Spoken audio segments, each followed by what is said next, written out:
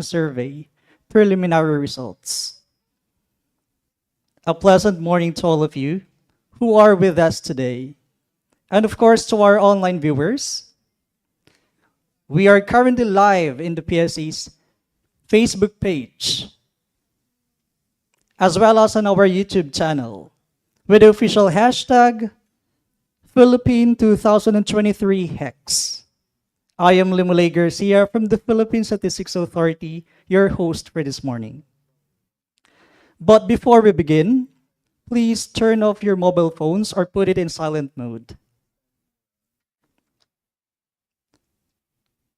To formally start this program, I would like to request everyone to please rise for the doxology, to be followed by the national anthem. This is to be led by Ms. J. Maria Estrada from the PhilSys Registry Office of PSA. Loving and gracious Heavenly Father, we acknowledge your holy presence today. We thank you for you are our infinite source of peace, love, and wisdom. We know that your Holy Spirit guides us and directs us. Lord, we entrust to you everything in our lives. In spite of various challenges that we are facing in our society, we remain steadfast to cling to your words as we believe that you will always make a way for us. As we start to do our job of the week, we always pray for your spiritual guidance and direction because we are nothing without you.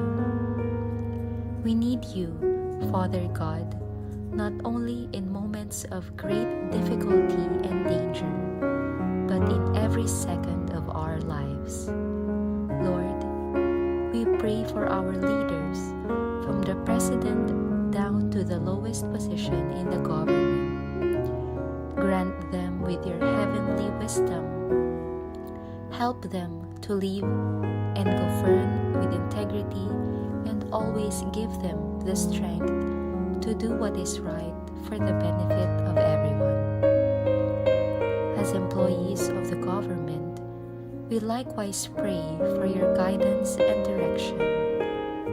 Guide us in the work we do, that we may do it not for self alone, but for the common good. Teach us always to perform our job faithfully and diligently, so that we will always be a blessing and a source of inspiration to our co-employees, especially to the people who need our services. Give us always the strength to do, patience to bear, and let our courage never fail. All of these things we ask and pray in Jesus' mighty name. Amen.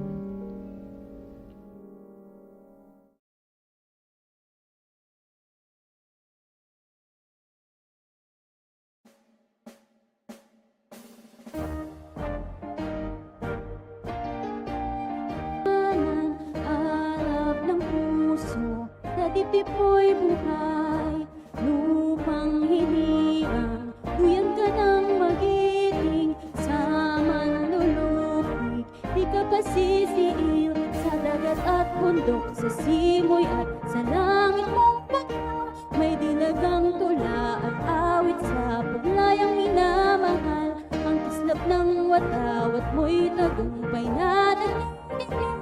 Ang bituin at araw niya kailan pa may di magdidilim, lupa ng araw na walang nagpagsimulan, ilahin mo aming ligaya na pag may makapit ang mata ng dahil sa'yo.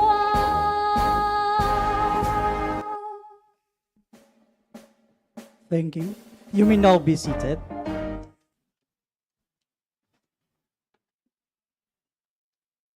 Good morning once again.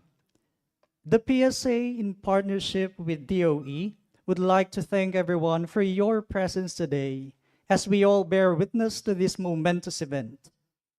Our forum today would not be made possible without the presence of our distinguished guests and participants. At this point, we would like to acknowledge the presence of our distinguished officials and guests. As your name and your agency is called, may we request you to please stand to be recognized. First of all, we would like to acknowledge the presence of DOE Secretary Rafael P.M. Lotilla. A round of applause, please, sir. Of course, on behalf of Undersecretary, National Statistician, and Civil Registrar General Claire Dennis S. Mapa, we recognize the presence of our PSA Assistant Secretary, Deputy National Statistician of the Sectoral Statistics Office, Divina Gracia L. Del Prado. Good morning, ma'am. We truly appreciate that you took time off your busy schedule to be able to join and participate with us today. The Data Dissemination Forum of preliminary results on some key indicators of the 2023 HECS. This nationwide survey is a collaborative effort between the Philippine Statistics Authority and the Department of Energy. As the fifth in the HECS series, which began first in 1989. The 2023 HECS serves as a much-needed update on the household energy consumption following the last survey conducted in 2011. It gathers valuable insights into household energy practices, awareness, and attitudes. The results will play a crucial role in shaping energy plans, policies, programs, and research to better serve our communities. And today, we have the honor of being joined by a key figure behind the 2023 HECS. He has served in the government for more than 20 years in various capacities. He is a professor of law in the University of the Philippines, Undersecretary at the National Economic and Development Authority, or NEDA, under 3 presidents, President and CEO of the Power Sector Assets and Liabilities Management Corporation. Besides sharing his expertise as legal consultant to several Philippine lawmakers, he also served as the Regional Program Director of a regional HECS project funded by the Global Environment Facility, or GEF, and implemented by the United Nations Development Program, or UNDP. In the private sector, he was an independent director in several publicly listed conglomerates in the Philippines with diverse interests, including energy and financial services. He is currently in his second stint as the Secretary of Energy. To give us an opening message, let us all hear this from the Secretary of Energy, Rafael P.M. Lotilla. A round of applause, please.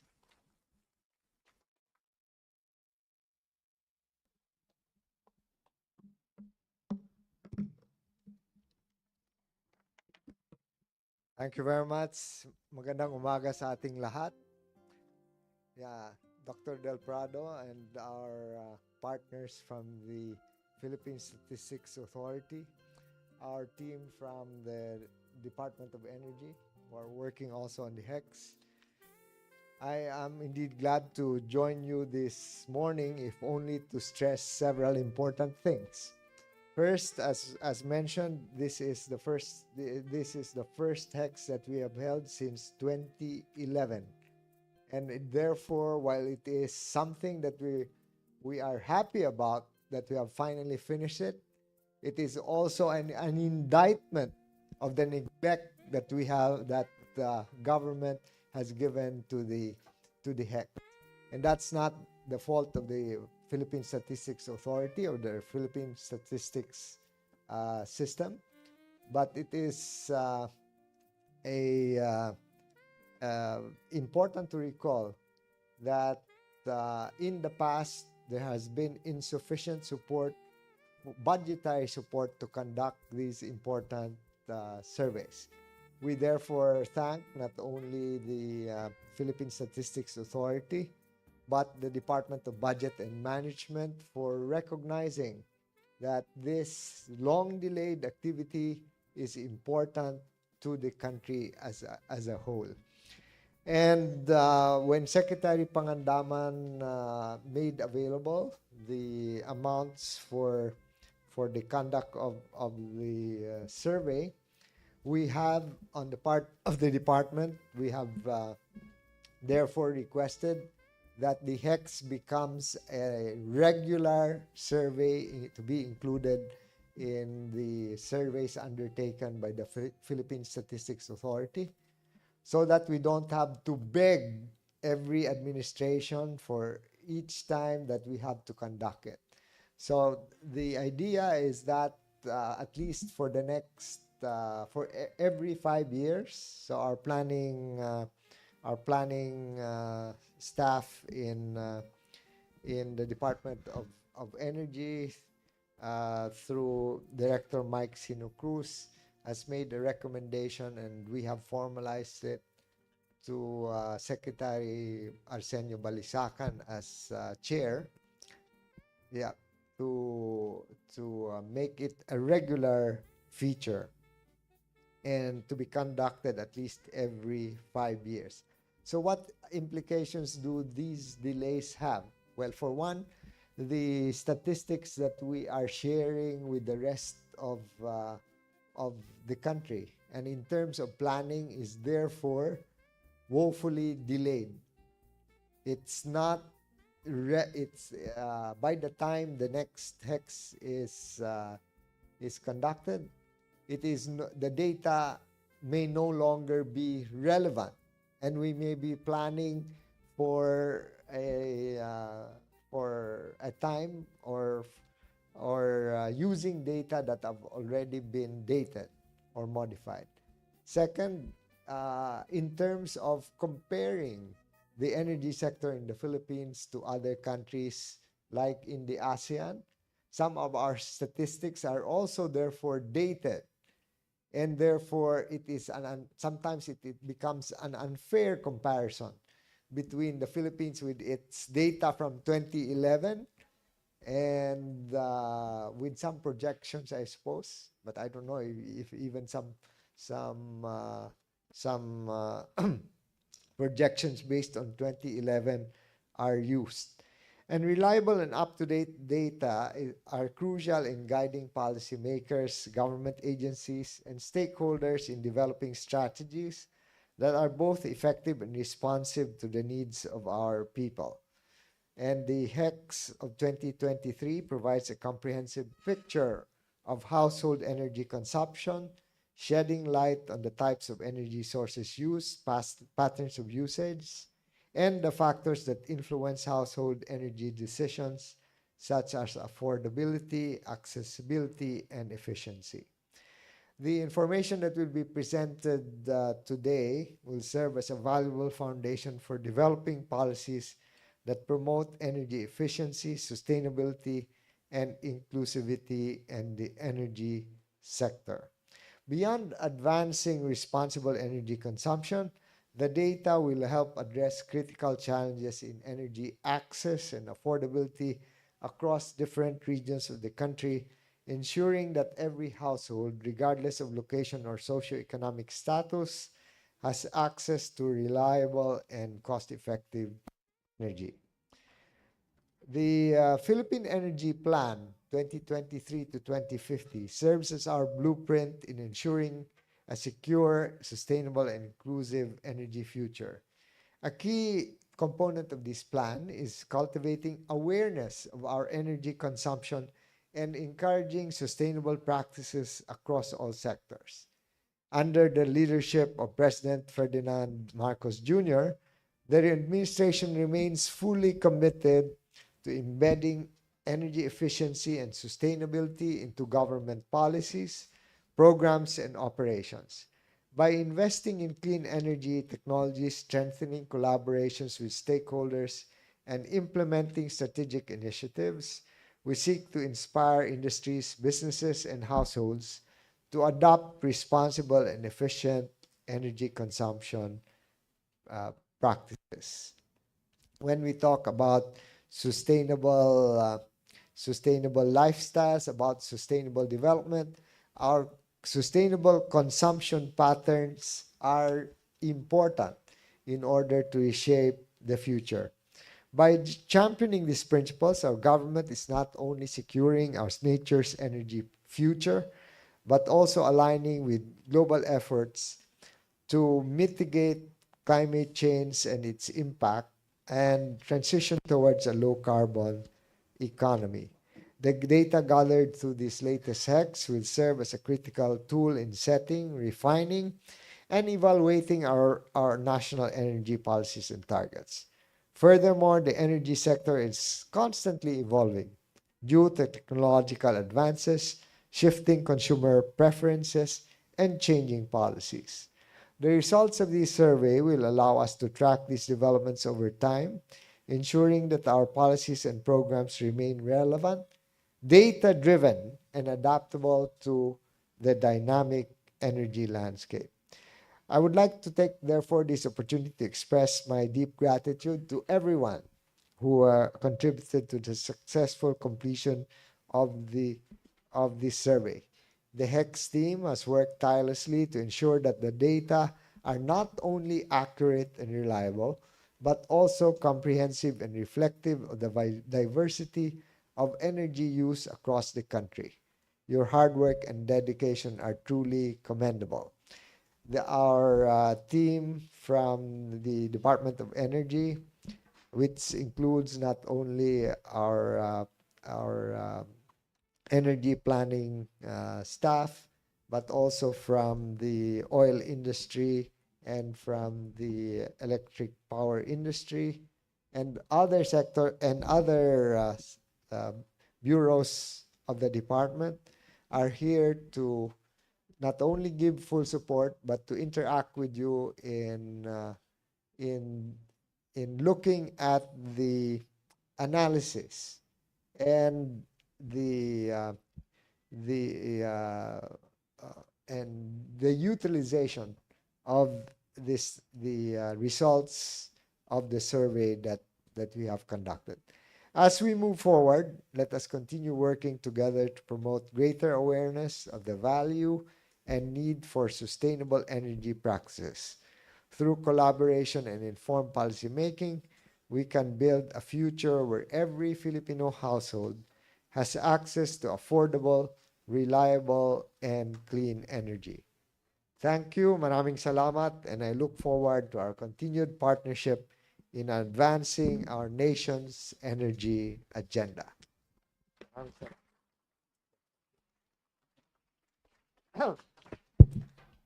Before I forget, so I just want to extend my best wishes to the Philippine Statistics Authority.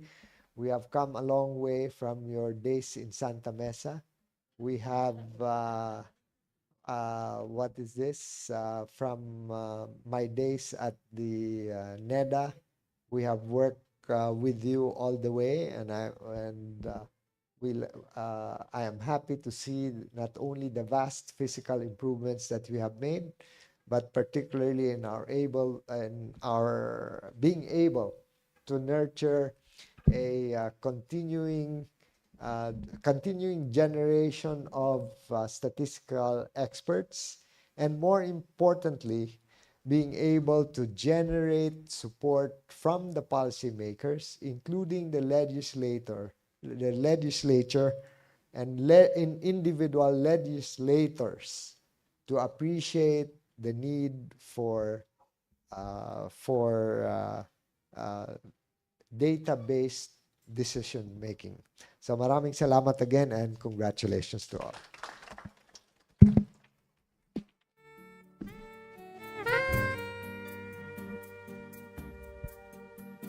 Our heartfelt thanks to you, Secretary Rafael Lutilla, for those insightful words. Your thoughtful words and ideas provide us with valuable perspectives of a deeper understanding about this matter at hand. And of course, We are so fortunate to have with us today another great force behind the success of the 2023 HECS to share a few words for us. She is the Deputy National Statistician of Sectoral Statistics Office or SSO of the Philippine Statistics Authority.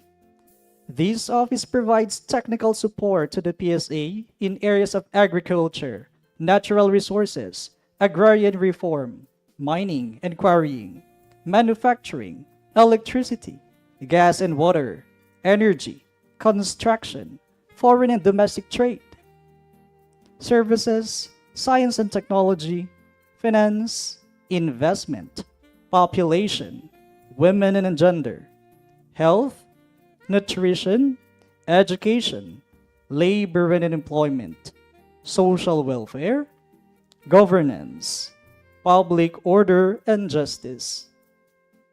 It also provides technical staff support to the PSA in generating the national accounts and the development and maintenance of economic and social accounts. She was the Assistant National Statistician of Economic Sector Statistics Service or ESSS prior to her designation as DNS of SSO and the former Director of Statistical Methodology Unit.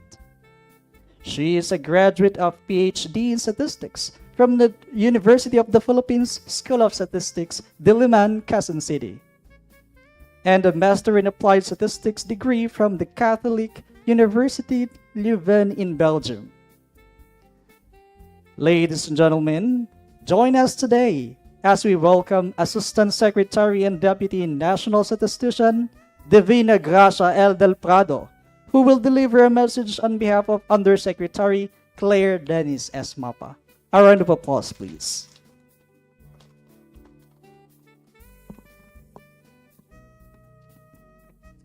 Thank you for those kind words, Limwell.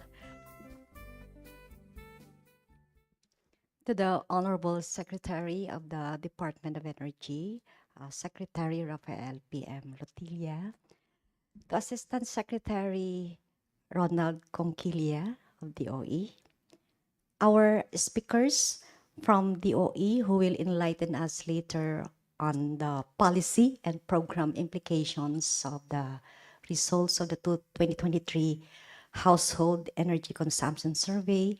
I would like to start with my friend whom I have not seen in person for siguro almost 3 years na, no? 3 decades, 3 decades na. So we work together in the former NSO. No? We have Assistant Director Luningning Baltazar of the Electric Power Industry Management Bureau, Assistant Director Rodela Romero of the Oil Industry Management Bureau, and Director Michael Sinogruz of the Energy Policy and Planning Bureau. Distinguished guests from various government agencies and private organizations from the energy sector, my colleagues from the Philippine Statistics Authority, including those who are joining us online, a pleasant morning to all. So I am pleased to deliver the message of our National Statistician and Civil Registrar General Undersecretary Claire Dennis Mapa, who is now on travel to attend to an equally important event. It is my great pleasure to welcome you all to our new PSA headquarters and to this data dissemination forum on the key results of the 2023 Household Energy Consumption Survey. The PSA recognizes the importance of having data that monitors the energy sector. In almost everything that we do, such as cooking, lighting, cooling, driving, and other activities, energy is vital. Energy is also crucial for economic growth and for essential services like education, communication, and health. Energy indeed powers our lives. Hence, the conduct of the Household Energy Consumption Survey, or HECS, is truly important.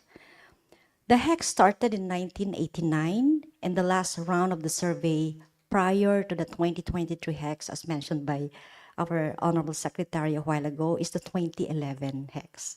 So this is 12 years ago. So currently, there's no fixed frequency of the conduct of HECS. But as mentioned by our Honorable Secretary a while ago, there's a plan to have it regularly conducted every 5 years. For this, the PSA is fully in support to this regular conduct of the HECS.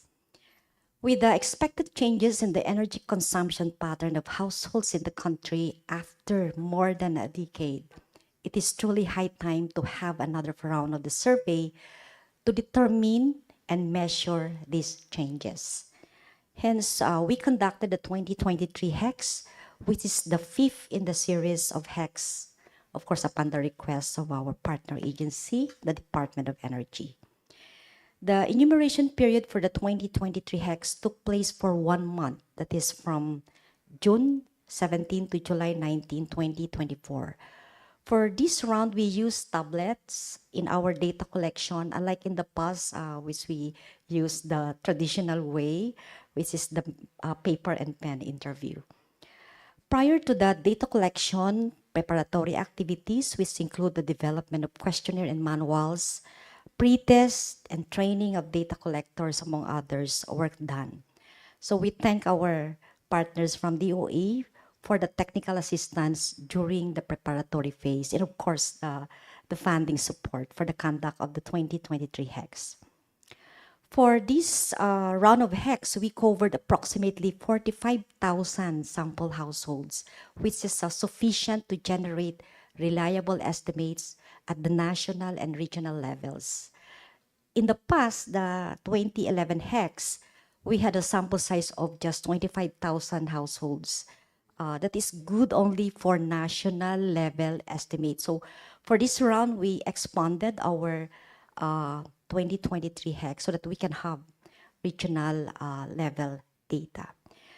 So we have actually another joint venture with DOE this year, and that is the conduct of the 2024 Survey of Energy Consumption for Establishments, or the HECS.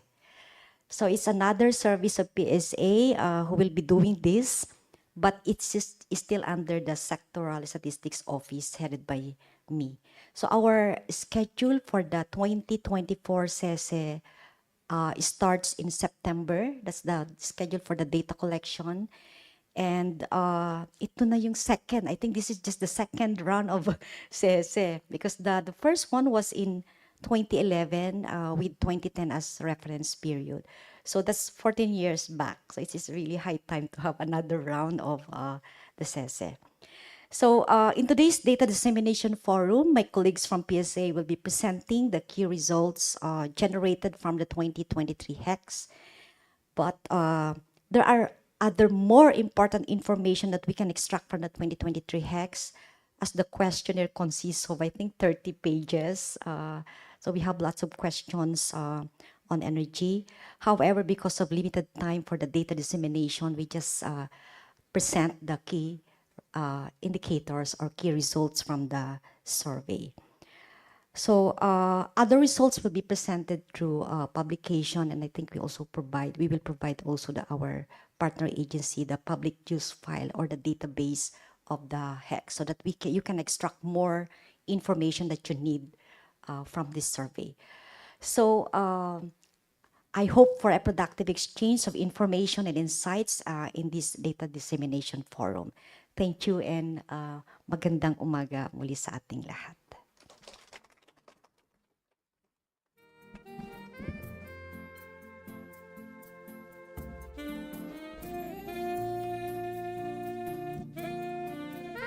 Thank you so much, Sec Del Prado, for those meaningful messages. Your words truly reflect the importance of the work being done, and we appreciate your continued support for us. Of course, we will not let this day finish without particularly recognizing the presence of different organizations and institutions who are joining us today for this momentous event. Let's have a roll call or a call of attendance. If your organization or institution is called, please do rise for the recognition. Let's begin with Philippine Electricity Market Corporation or PEMC? Thank you po. What about the National Power Corporation or NPC?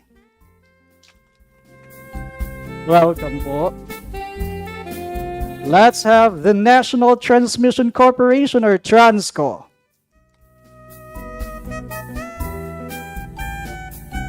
Here with us as well are the representatives of the Power Sector Assets and Liabilities Management Corporation or PSALM. Joining us as well are the representatives of the National Grid Corporation of the Philippines.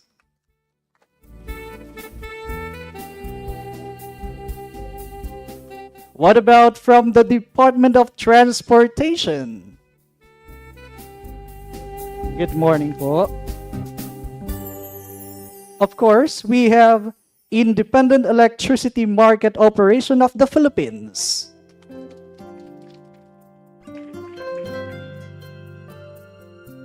We also have Philippine Institute for Development Studies or PEDS.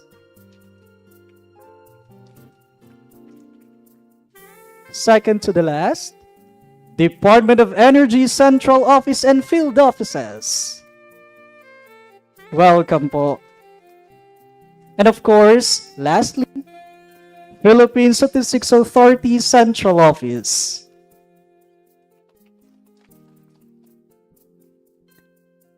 And before we proceed with the presentations, which you are all very eager to watch and listen to, we will take a brief pause for a photo opportunity. Of course, we will not let this day pass without having a memory with you. We kindly ask all the guests and participants to come up here on stage for the photo op.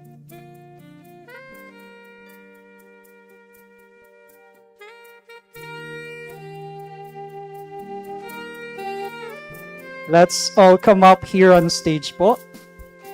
Hopefully we could fit in here.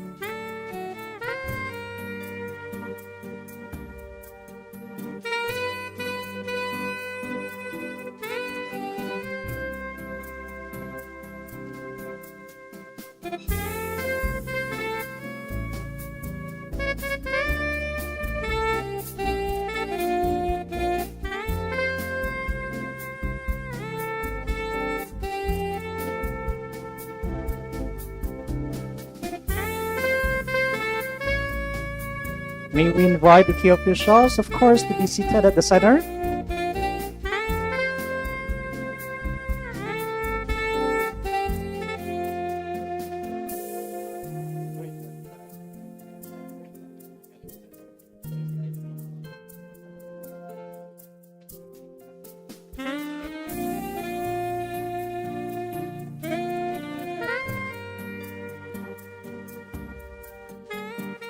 Okay, show us your sweetest smiles.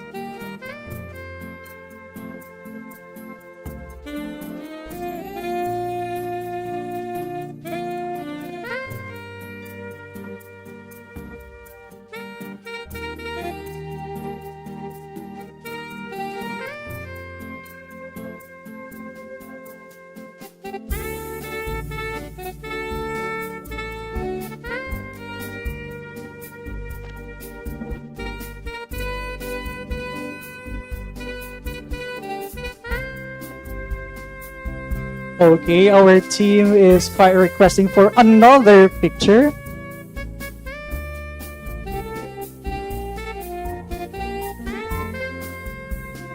And everyone is invited for this group picture. Let us come up here on stage po.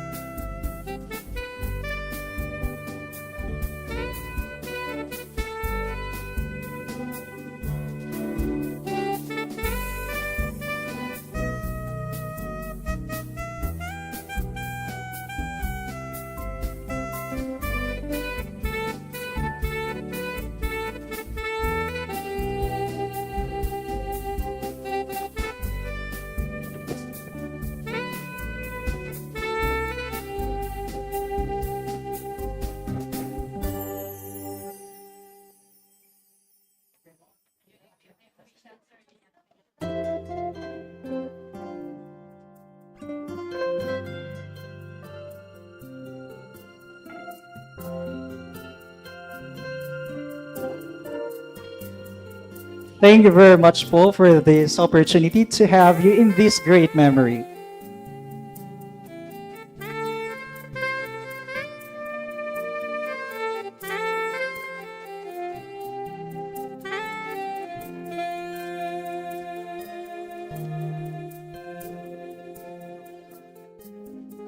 Okay, we may now take our comfortable seats.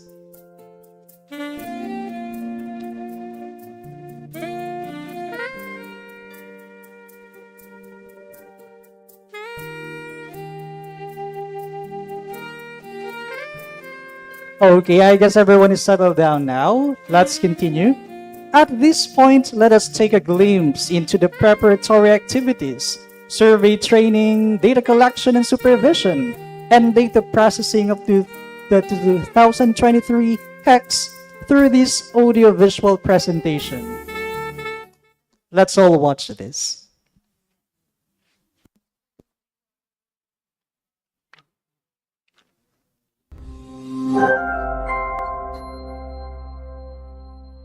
The 2023 Household Energy Consumption Survey, also known as the 2023 HECS, is a nationwide survey of households conducted by the Philippine Statistics Authority in collaboration with Department of Energy. This is the fifth in the HECS series, which started in 1989. The succeeding surveys were conducted in 1995, 2004, and 2011. This survey aims to provide up-to-date information on how households use fuels, energy supply systems, and patterns of energy consumption, as well as other energy-related indicators. It seeks to offer comprehensive and reliable data on household energy use, including their practices with different energy sources, and their awareness of energy-related issues in the residential sector. The 2023 HECS is a major component of the Comprehensive Regional Energy Study in the Philippines, which entails the formulation of a comprehensive energy study by region. The reference period for the 2011 HECS is from March to August 2011, while the reference period for the 2023 HECS is from December 2023 to May 2024. The 2023 HECS main data collection method is the computer-assisted personal interviewing or copy. These copy systems were installed on the tablet computers during data collection. 2 pre-tests were conducted by the Technical Working Group of PSA and DOE to ensure the effectiveness of these methods. The first pre-test, held from March 20th to 24, 2023, in Palawan, tested the paper questionnaire. The second pre-test, conducted from December 4th to 7th, 2023, in South Cotabato, tested the copy system. Following the pre-tests, training sessions were held to reinforce key concepts of the 2023 HECS and to ensure effective use of the copy system. The PSA conducted a training of trainers from April 1st to 5, 2024, together with the Technical Working Group of DOE. They served as trainers for the regional focal persons during the 5-day task force training, held from June 3rd to 7, 2024. Trained personnel from the PSA's central and regional offices, along with DOE representatives, were deployed to conduct the second-level training in each region, to capacitate the provincial focal persons, and hired statistical researchers. This training took place from June 10th to 14, 2024. The 2023 HECS officially began data collection and supervision from June 17th to July 19th, 2024. Tablets were used for the copy system, while weighing scales were provided to collect the necessary information. With about 500 statistical researchers deployed nationwide, a 2-stage systematic sampling design was used to select 45,000 housing units or households, which were then visited by the statistical researchers, achieving a response rate of 98.8%. After data collection, the data processing was carried out at the field offices, from the 23rd of September to the 31st of October 2024, data processing was done to ensure accuracy, completeness, and consistency of data gathered during data collection. And further processing continued at the central office until December 2024. There were approximately 27.9 million households in the country in 2023 as of May 2024.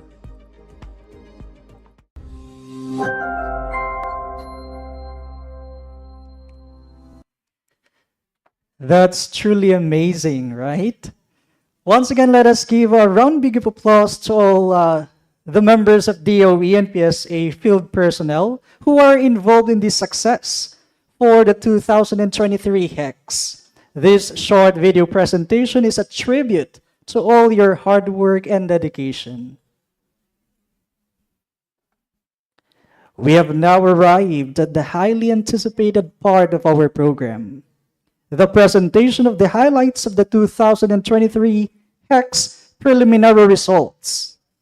I am sure everyone is eager to hear and learn about these surveys findings and results. Following the last presentation later, we will hold an open forum for everyone. If you have any concerns or questions or any clarifications, please feel free to save them for the last part. We are now ready to move on to the first two presentations. We have the profile of households and energy sources, followed by some results on electricity used from the 2023 HECS preliminary findings.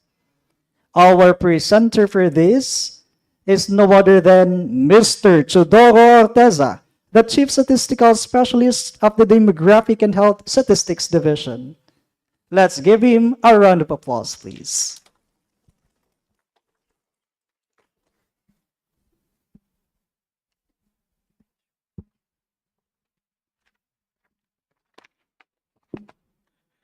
Thank you. We will now present the key results of the 2023 Household Energy Consumption Survey, or HECS. The outline of the presentation are as follows. First, the profile of households and energy sources, followed by the presentation of results on electricity, petroleum products, renewable energy sources, and awareness on energy issues and practices. So on behalf of my Assistant National Statistician, Mr. Adrian A. Cerezo, I will now present the profile of households based on the results of the 2023 HECS and the energy sources used from December 2023 to May 2024. Okay? So there were approximately 27.9 million households in the country in May 2024. Out of these, there were more male-headed households in the country than female-headed households. So about 7 in 10 households were headed by males, while 3 out of 10 were headed by females. By age groups, the largest percentage of the households were headed by persons aged 45 to 54 years old, followed by age group 35 to 44 years old. Next. Okay. This slide describes the 3 main energy sources used by the household, such as the electricity, petroleum products, and renewable energy sources as captured in the 2023 HECS. So based on the results of the 2023 HECS, electricity was the most common source of energy used by the households in the Philippines. About 95% or 28 million households used electricity from December 2023 to May 2024. Aside from electricity, petroleum products was used by about 77% of households for their household activities and another 61% for renewable energy source. Comparing to the results of the 2011 HECS, households' use of electricity and petroleum products increased, while the use of renewable energy decreased. Next, I will now present the results on households' use of electricity. Among the various types of energy utilized by Filipino households, electricity is one of the most common source of energy used by the households in the Philippines. This includes electricity from large to small power generating plants and distributed to households by distribution utilities, as well as electricity derived from generators and chargeable storage batteries.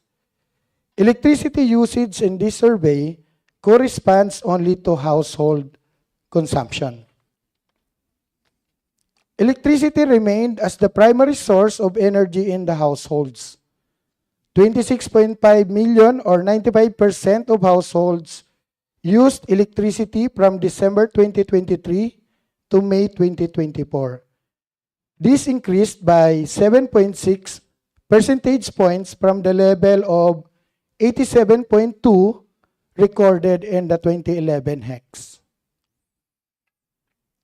Eyes on the left, in 2011, among all households in each region, the National Capital Region had the highest percentage of households using electricity, while the Bangsamoro Autonomous Region in Muslim Mindanao or BARM had the lowest percentage of households using electricity. 12 years later, the NCR remained as the region with the highest percentage of households using electricity, with almost every household in NCR using electricity. Likewise, BARM remained the lowest percentage of households using electricity. Among households using electricity, 99% sourced their electricity from electricity distributors. A few percentage of households sourced their electricity from generator sets and storage batteries. About similar percentage from the 2011 HECS. Next, the map shows the regions with the highest and lowest percentage of households using electricity with electricity distributor as source. Western Visayas had the highest percentage of households using electricity with electricity distributor as source, while Davao region had the lowest percentage of households with 96.5%. For households using electricity with generator set as source, Mimaropa had the highest percentage of households with 2.9%, while Zamboanga Peninsula had the lowest percentage of users of generator set with only 0.2% of households. For households using electricity with storage batteries as source, BARM had the highest percentage of households, while Northern Mindanao had the lowest percentage. Now, let us move to the presentation on electricity distributors. In this slide, I will be talking about households using electricity from electricity distributors as source. In 2023, about 9 in 10 households using electricity from electricity distributor were connected to the distribution utilities such as electric cooperatives and private distribution utilities. 11% were connected to neighboring housing unit, which refers to those allowing its electricity to be connected to another housing unit that has no electrical connection, such as the use of the submeter. While on a few households, using electricity from microgrid system provider, industry-related electricity distributor, community-based generator, and standalone system with less than 1% each. Now we move to the average monthly electric consumption based on the reported electric bill of households using electricity with electricity distributor as source. On the average, each household consumed 267 kilowatt hour from December 2023 to May 2024, an increase of about 147 percentage points from only 108 kilowatt hour in 2011. Among all households using electricity with electricity distributors as source, almost all used electricity for lighting. The majority used electricity for ICT devices, while about 4 out of 5 used electricity for space cooling or air conditioning. Electricity usage increased from 2011 to 2023. This was observed in the households' use of freezer, refrigerator, and cooler from 42 to 50%, in laundry from 31 to 45%, and in cooking and food preparation from 21 to 38%. Among households using electricity with electricity distributors as source, the most common problem encountered in 2011 was high rates or cost of electricity, while in 2023, it was power interruption. Under voltage or over voltage and fluctuating voltage were also among the problems encountered by about 2 out of 5 households using electricity with electricity distributors as source. We now move to the percentage of households using electricity with storage battery as source. Note, storage batteries are considered as electricity source if these generate electricity for the household and not for transport purposes. Among households using electricity with storage as source, 7 and 10 reported using portable rechargeable storage batteries from December 2023 to May 2024. 4 in 10 households reported using motorcycle or car batteries for electricity generation in their households, and nearly 1 in 10 reported using truck batteries for electricity distribution. Thank you.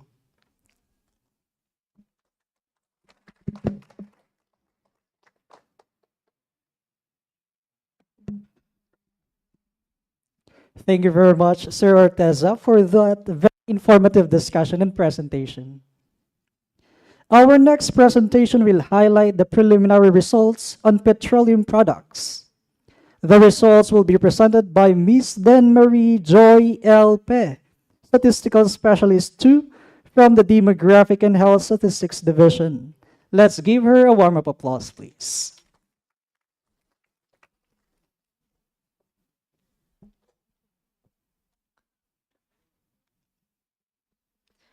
Good morning, everyone. I will now present the results on the household's use of petroleum products. Petroleum products are products formed in the course of refining oil through distillation, cracking, solvent refining, and chemical treatment coming out as primary stocks from the refinery. For the 2023 HECS purposes, petroleum products includes the household's use of liquefied petroleum gas or LPG, gasoline, diesel, and kerosene. About 21.6 million, or more than 3 out of 4 households, use petroleum products from December 2023 to May 2024. This increased by 5.3 percentage points from the level of 72.1% recorded in 2011 HECS.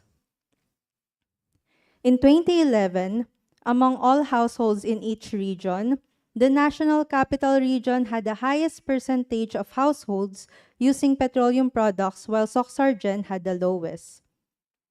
12 years later, Central Luzon had the highest percentage of households using petroleum products, while BARM had the lowest. Among households using petroleum products, LPG remained the most utilized fuel, with about 4 out of 5 using it from December 2023 to May 2024, and 1 in 2 reported using gasoline. From 2011 to 2023, usage of LPG and gasoline increased while usage of diesel and kerosene decreased. The map shows the region with the highest and lowest percentage of household using petroleum products. Among households using petroleum products, LPG usage was highest in NCR and lowest in BARM. Among households using petroleum products in each region, kerosene usage was highest in Eastern Visayas and lowest in Ilocos region. I will now focus my presentation on the household's use of LPG. Cooking remained the primary use of LPG from 2011 to 2023. Among households using LPG as source, almost all use LPG for cooking, 25% use LPG for heating water in 2011, 4% use LPG for lighting in 2023. Among households using LPG as source, high cost remained as the most common problem encountered. Unavailability, inaccessibility, and underfilled were among the problems encountered by less than 2 in 10 households using LPG as source. The next highlight of the presentation is the percentage of household using gasoline as source. Transportation remained the primary use of gasoline from 2011 to 2023. Among households using gasoline as source, almost all use gasoline for transportation from December 2023 to May 2024. Next is the percentage of households using diesel as source. Transportation remained the primary use of diesel from 2011 to 2023, with an increase in percentage by about 10%.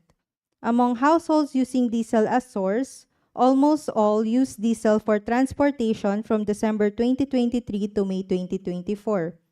From 2011 to 2023, usage of diesel for power generation decreased by about 10%.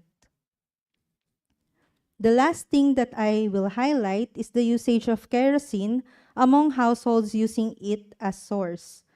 Lighting remained the primary use of kerosene from 2011 to 2023, with a decrease in percentage by about 17%. Usage of kerosene for cooking, heating water, and fire starting increased from 2011 to 2023. Among households using kerosene as source, 2 in 10 use kerosene for cooking, 1 in 10 use kerosene for heating water, and nearly 5 in 10 use kerosene for fire starting in 2023. Among households using kerosene as source, high cost of kerosene remained as the most common problem encountered. Unavailability, inaccessibility, and underdelivery were among the problems encountered by about 30% or less household using kerosene as source in 2023. Thank you.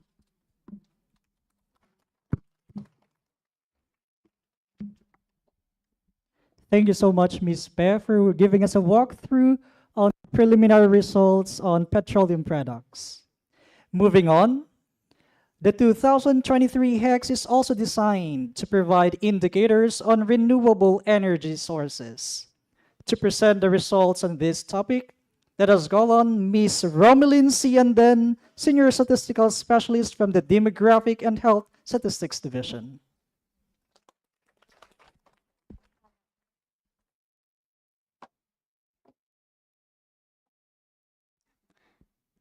Good morning. I will now present the results on renewable energy.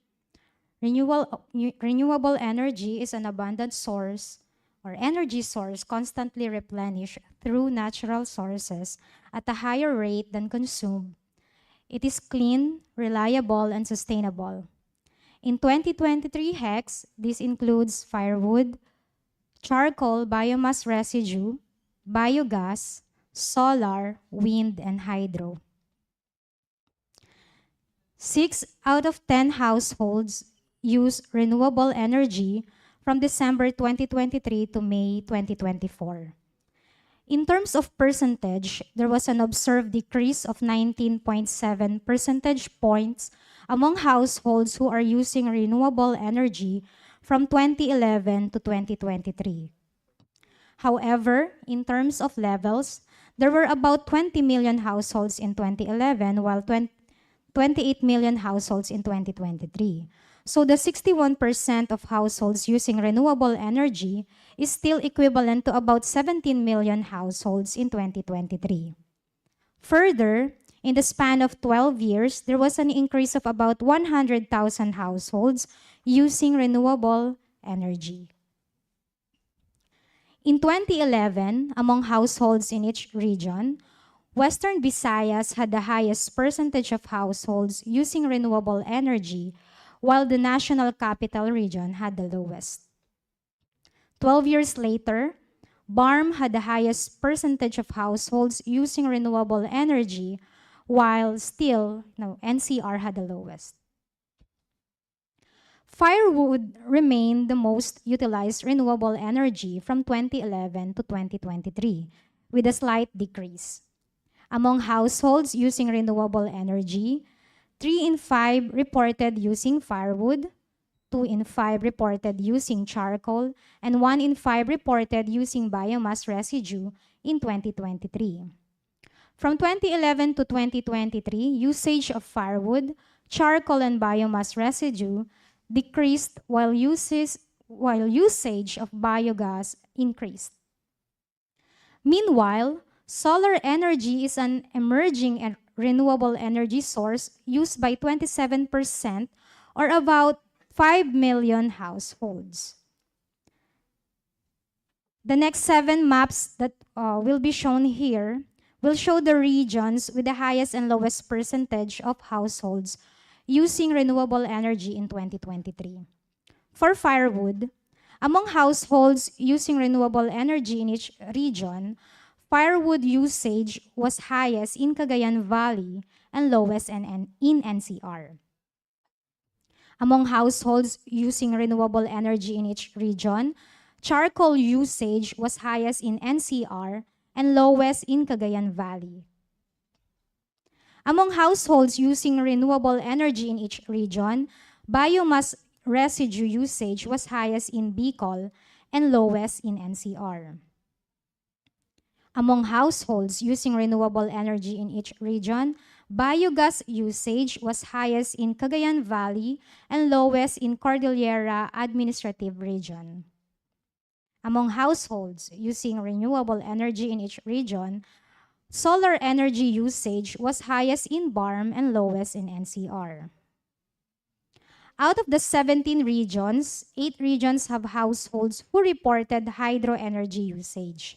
Among households using renewable energy in these 8 regions, hydro energy usage was highest in CAR and lowest in Eastern Visayas. Those 8 regions include who reported hydro energy usage po. CAR, Cagayan Valley, Central Luzon, Bicol, Western Visayas, Eastern Visayas, Northern Mindanao, and BARM. Now for wind energy. Out of the 17 regions, we have 9 regions who have households reported using wind energy. Among households using renewable energy in each region, wind energy usage was highest in Soxargen and lowest in Eastern Visayas. Among those 9 regions who reported, with the households who reported usage of wind energy includes Central Luzon, Calabarzon, Bicol, Western Visayas, Central Visayas, Eastern Visayas, Northern Mindanao, Soxargen, and BARM. Self-collecting or gathering firewood or free of charge remained the common method of acquisition of firewood po.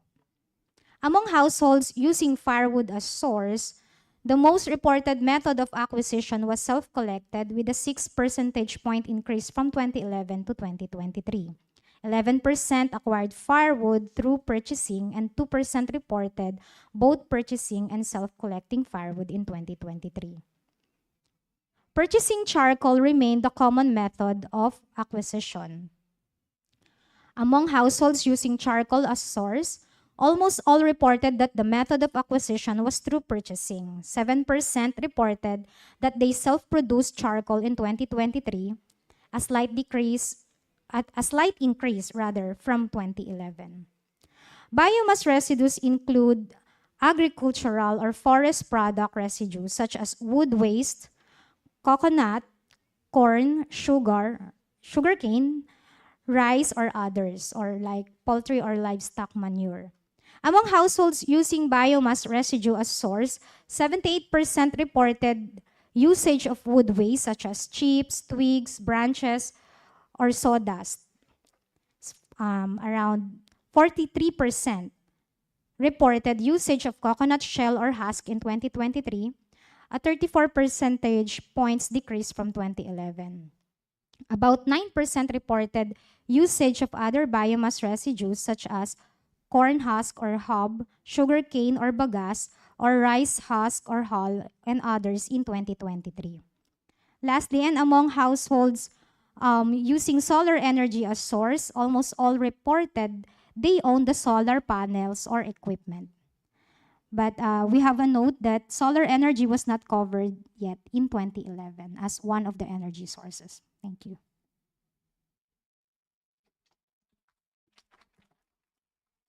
Thank you so much, Ms. Anden, for a clear presentation of the preliminary results on renewable energy sources. Now, the 2023 HECS also aims to provide valuable findings on awareness on energy issues and energy usage practices. To share the results on this subject, let us hear it from Mr. John Paul L. Guito, Senior Statistical Specialist from the Demographic and Health Statistics Division. A round of applause, please.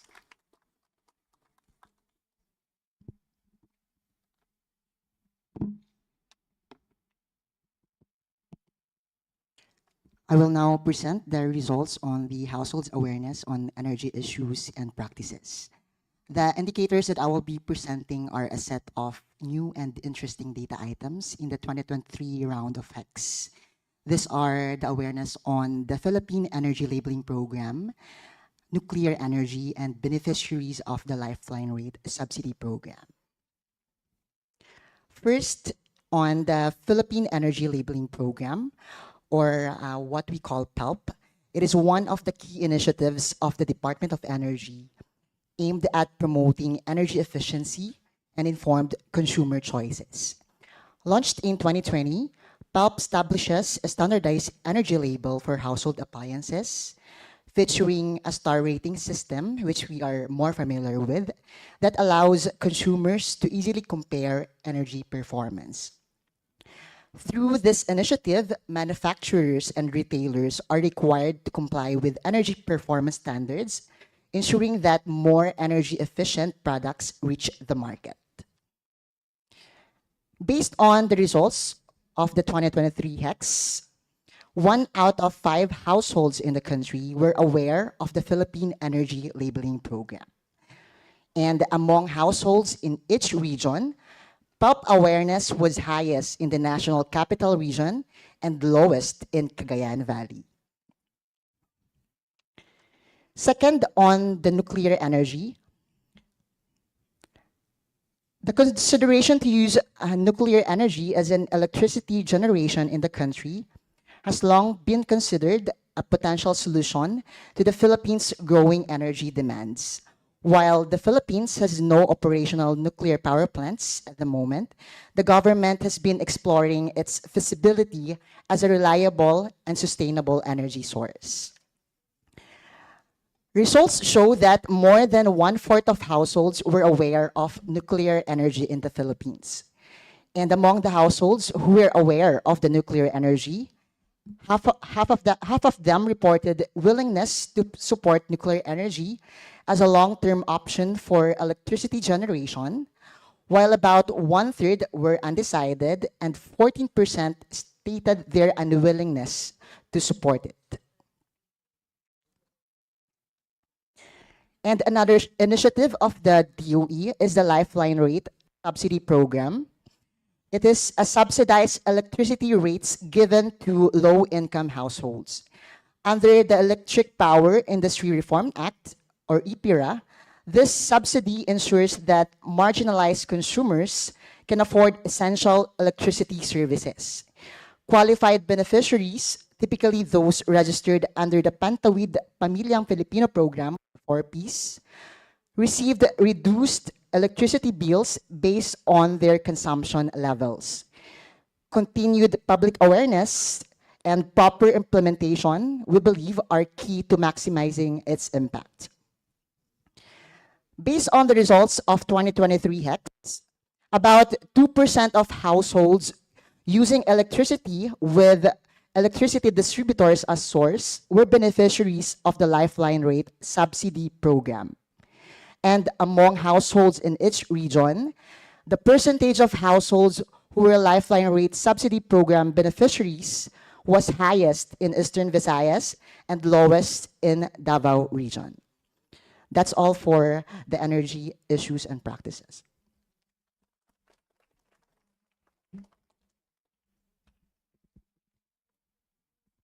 Thank you, Sir Gito, for that clear presentation on the preliminary results for energy issues and practices on energy use. Having learned, Yeah, excuse me. yes, sir. I thank you very much for the presentations, and I just wanted to make a few comments. I know that our director and assistant directors here will be making their comments and on the implications on policy, but just on the household usage of electricity. Just want to point out that we have our statistics on household. How come you can't hear me? Uh, on the household electrification, so which is based on the survey by distribution utilities of electrification at the household level in their franchise areas. And the figures may differ from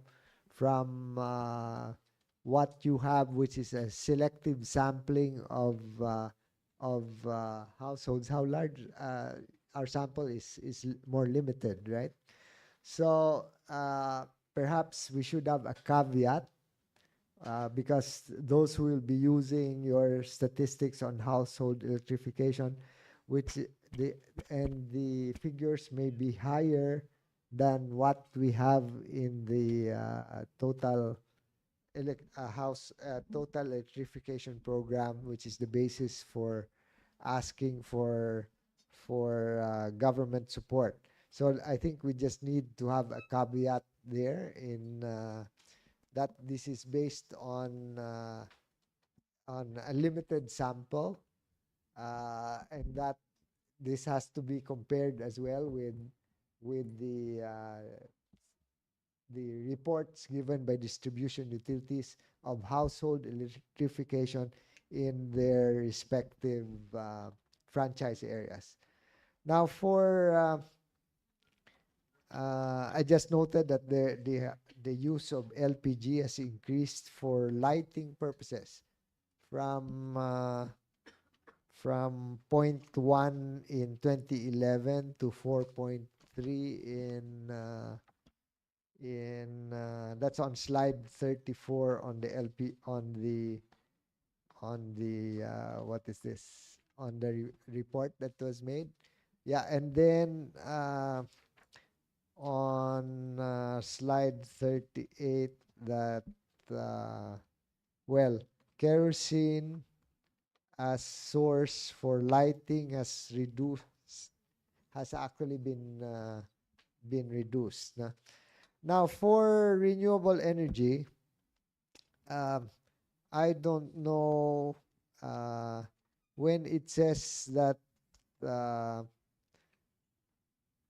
what is this uh, that Western Visayas, for example, has the highest use of renewable energy. I suppose you have some kind of breakdown on this because I suppose Western Visayas, because of its the use of bagas in uh, in households. I'm not sure to what extent, but definitely as a source for power generation, uh, Western Visayas has more significant use of bagas as biomass for generation. But for household, I'm not too sure if it's usable to the same degree. And I was asking whether before, and I'm not sure now whether it was in the 2011 the biomass.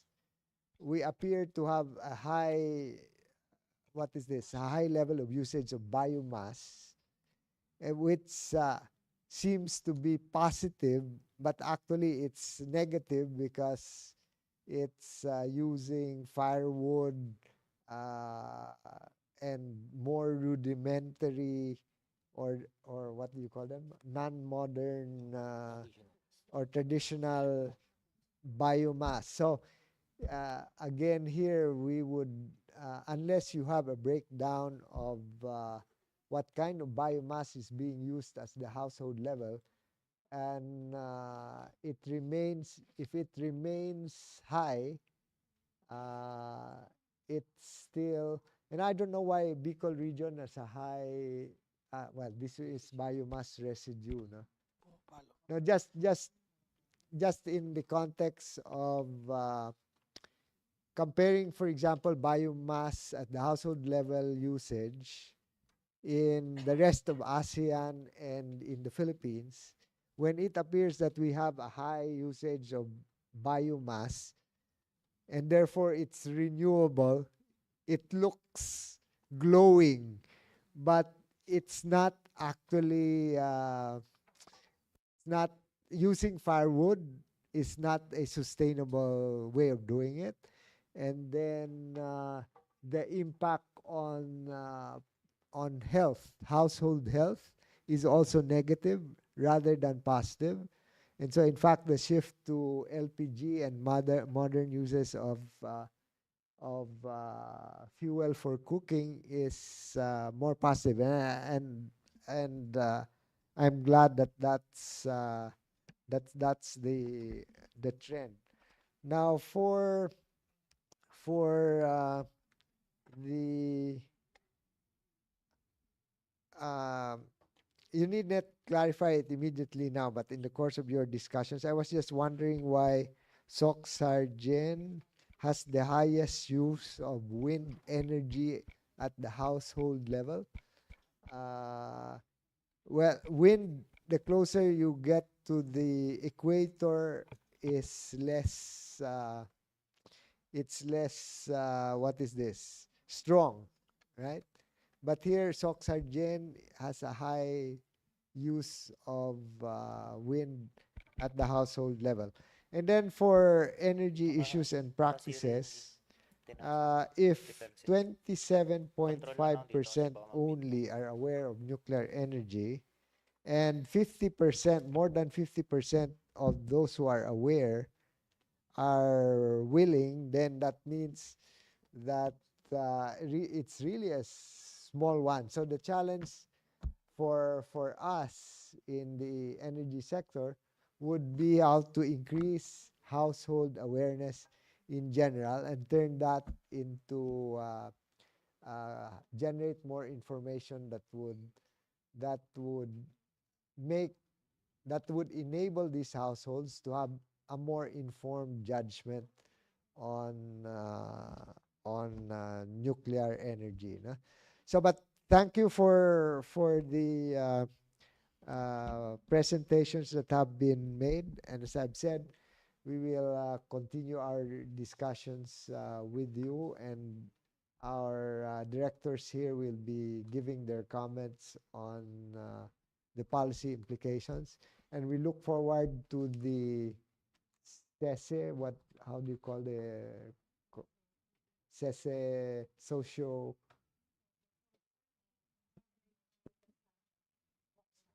okay, yeah, for the establishments, because that complements the household one. No?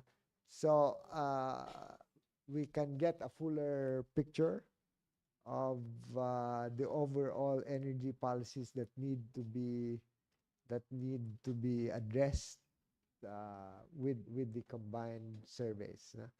So thank you once again. I won't be able to join you for the rest of the session, but I just want to emphasize the importance of the activities that you are doing, and I would like to thank our PSA and our DOE teams for working hard on this, and we look forward to making full use of them for energy policy formulation and planning.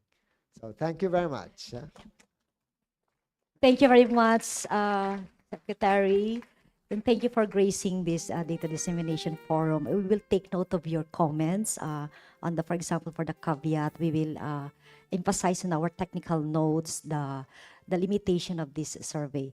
And we also take note of the breakdown that you're mentioning a while ago. We have the breakdown actually by type and by region. Thank you very much, Sec.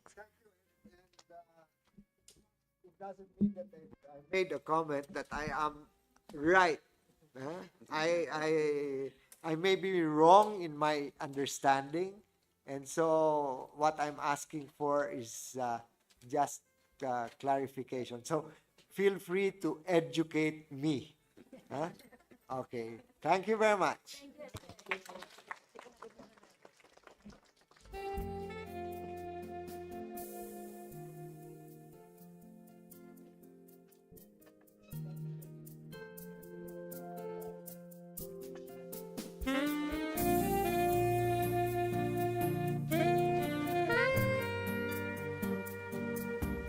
Thank you so much once again, Secretary Letilia from the Department of Energy.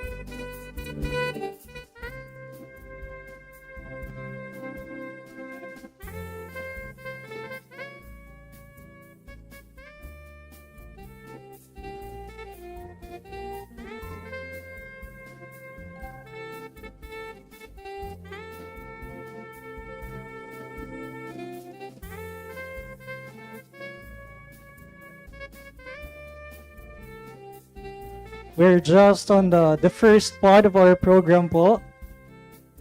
We still have lots of topics and discussions. We will be presenting ideas on the implications of those presented preliminary results.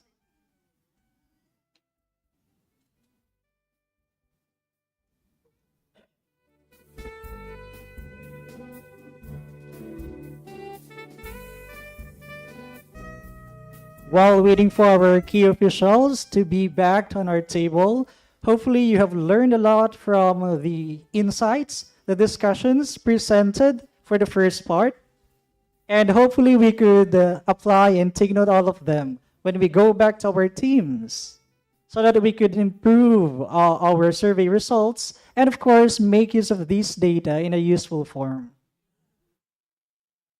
Again, we are live on the PSA Facebook page, YouTube channel, So, for our online viewers, hopefully you are enjoying and learning a lot from our discussion as well.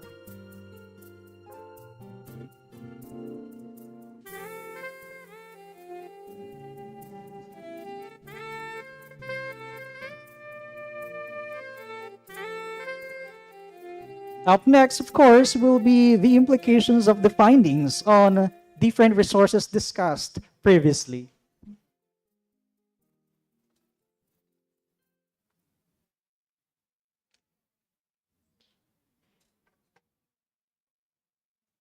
Hopefully, everyone is still comfortable in their seats, enjoying the presentation, of course.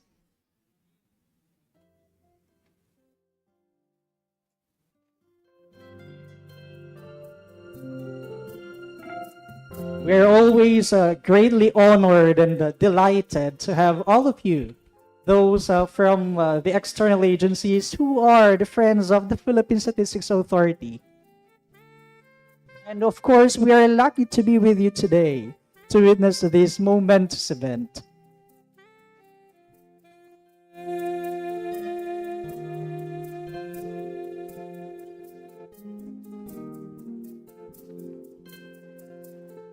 Okay, we have to keep the ball rolling at this point. And having learned the results, we are now joined by our invited discussants or presenters from the Department of Energy, who will share their perspectives, insights, and reflections on the implications of the survey findings for electricity, petroleum products, and renewable energy sources. Our first discussant will share her views on the implications of the findings on electricity. She is an active public servant with almost 30 years of service in the government. Nearly 25 of those years have been dedicated to policy formulation and program development for the energy sector under the employment of the Department of Energy or DOE. 15 years of her experience have primarily focused on monitoring, evaluation, policy formulation, and program development for the effective implementation of Republic Act number 9136 or the Electric Power Industry Reform Act of 2001. As an assistant director, she assists in planning, supervising, and controlling the overall activities of the Bureau, which she undertakes. Regarding technical research and studies, data analysis and simulations, demanding forecasting, policy formulation and planning, as well as project development, management, monitoring, and evaluation. These are all aimed at ensuring reliable, flexible, sustainable, secure, sufficient, accessible, and reasonably priced energy. Our first discussant is no other than Assistant Director Luningning G. Baltazar from the Electric Power Industry Management Bureau of the Department of Energy.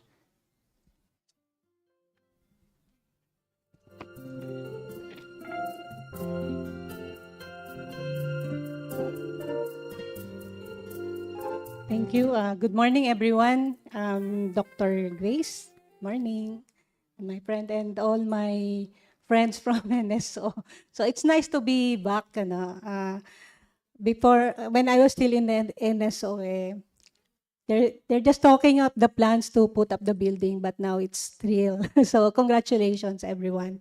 And of course, I would like to congratulate for the coming up with the timely results of the 2023 HECS. And early on, our secretary already provided his views on the results of the HECS. And I would like to add na lang to that in terms of what would be the implication to our policies, particularly those that are really close to the heart of our residential customers. So can we move to the next slide, please? Okay. So I have received copy of the preliminary results, and I have noted the following. The results, the 45,000 samples would represent the 27.9 million households in terms of their access to electricity. What are the methods, the means, what are the uses in terms of daily the application of electricity in their daily lives. So we noted that 94.8% are using electricity from mixed sources, and that would be the distribution utility. It's either the generating units or the generator sets, and the chargeable storage batteries, which are actually now very prevalent and in demand in the market. And we noted that the 94.8%, as the secretary earlier said, that we have to really review, validate not in terms of consistency, but we understand there's at some point we have to consider that there is a statistical error in terms of the level of confidence that we need to consider in the numbers. So with that, the current level of the electrification that we have for 2024 would be almost near, I would say, because it's 93%, around 93%, and those are that with connection.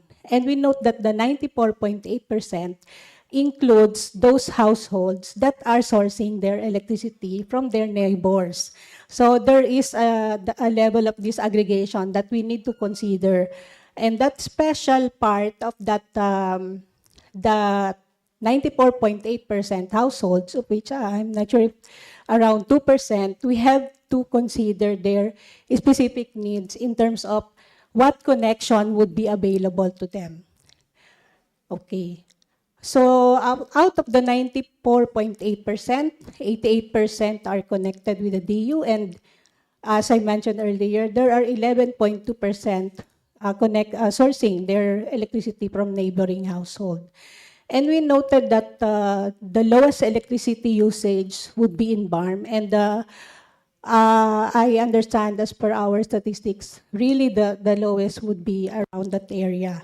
And of course, NCR, there is really fairly easy access to electricity. So you just need to apply, and then there are actually various modes. You can even have your solar panels installed in your homes, and that you'll be able to enjoy the benefits of clean energy. So it's not really surprising. And at least in terms of the actual status, there is consistency. And in terms of the different uses of electricity, we noted that the survey was able to collect information out to the minutest detail, the type of appliances, the different uses in terms of lighting, heating, air conditioning, cooking. So that would be a very good representation of the data that we will need in terms of projecting the different demands in terms of the uses, and validating where are the areas where intervention would be needed in terms of introducing efficiency, not only at the level of energy, but where do we need to introduce really socio-economic programs that would allow the localities or the households to enjoy the benefits. And on the concern of electricity, again, the results are not surprising. So I'm not sure if these are actual concerns or depending on the type of questions that was used during the survey. But in terms of consistency, of course, we are concerned with the power interruption, a high cost. That's not really surprising because I'm not proud, but as per our information, we are second to, in terms of the ASEAN power electricity tariff. So we are second to Singapore. But largely because our sector has been liberalized and we're not really dependent on any subsidy from the government. Okay, so voltage are actual issues really, which me myself has experienced at some point in the provinces. So the voltage issues are really issues. Okay, so in terms of implication on energy policies and programs, our secretary early on mentioned in terms of electrification, we need to have to use with caution the information because these are used for purposes of allocating financial allocation to provide support to households requiring electricity. And we understand that most of the households that are requiring electricity are those in the far-flung areas. So I think the better part of it would be the realization that there are households that are actually getting the electricity from their neighbors and without knowing that if they have their own connection, that would be more safe. And in terms of if they are on the marginalized segment, that would be less costly or cheaper for them because they might be able to avail of the lifeline rate if applicable to them. So that would be at some of the uses of the data. And in terms of area prioritization, I forgot to mention earlier, naalala ko lang yung nakita ko yung Mimaropa, there are uses of the generator sets. And it's not, parang it manifested dun sa survey because Mimaropa has issues in terms of, power interruptions. So meron tayong taga-Transco dito who's acting as the system operator in the Mindoro area. So I think that's a fair indication that there really is a need for that area to open up to additional investments because there is potential for economic development. And that's why most of the households, they have enjoyed the benefit of electricity. They invest on that if they're really using that. And siguro at some point, those really are very crucial to them, especially if the household has some enterprise or business within the comforts of their homes. So that would be very important to them.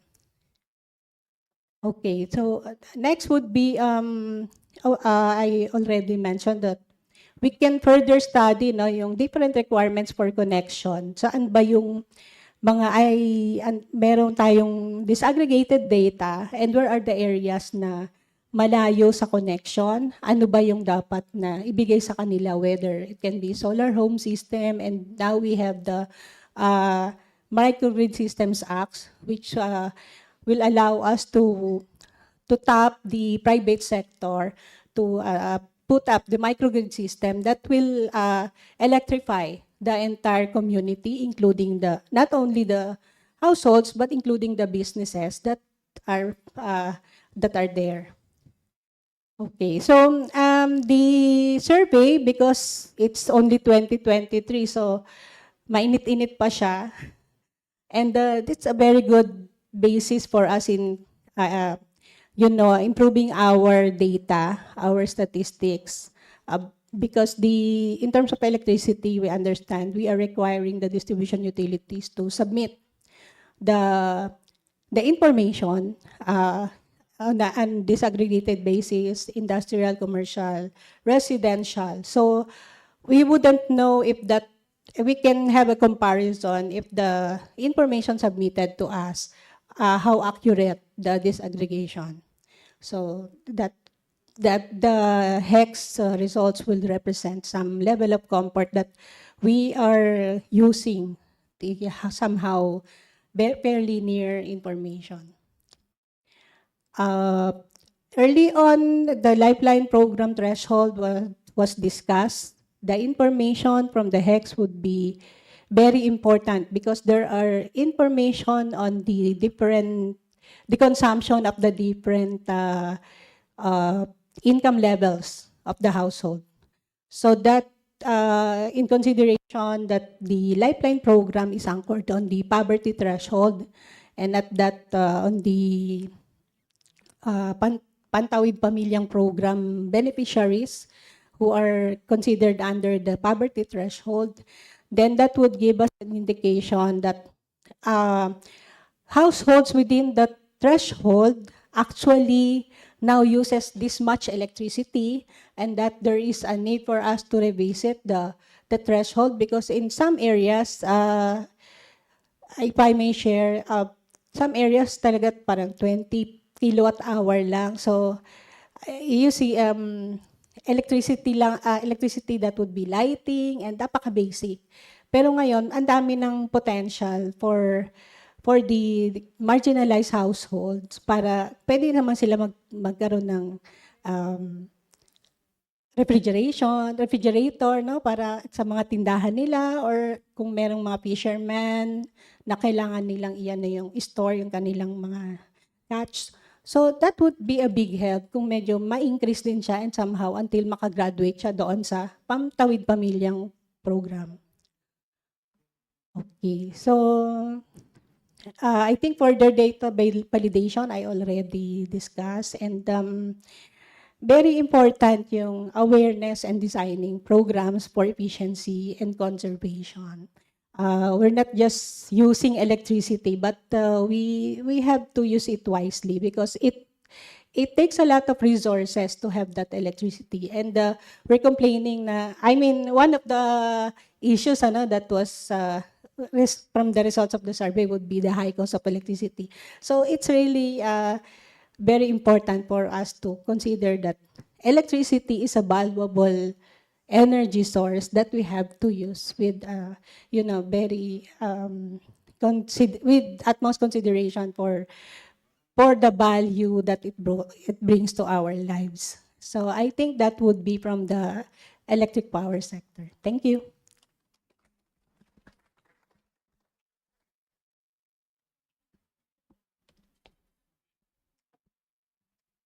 Thank you so much po, Assistant Director Baltazar, for sharing with us the policy implications of the 2023 HECS preliminary results on electricity use.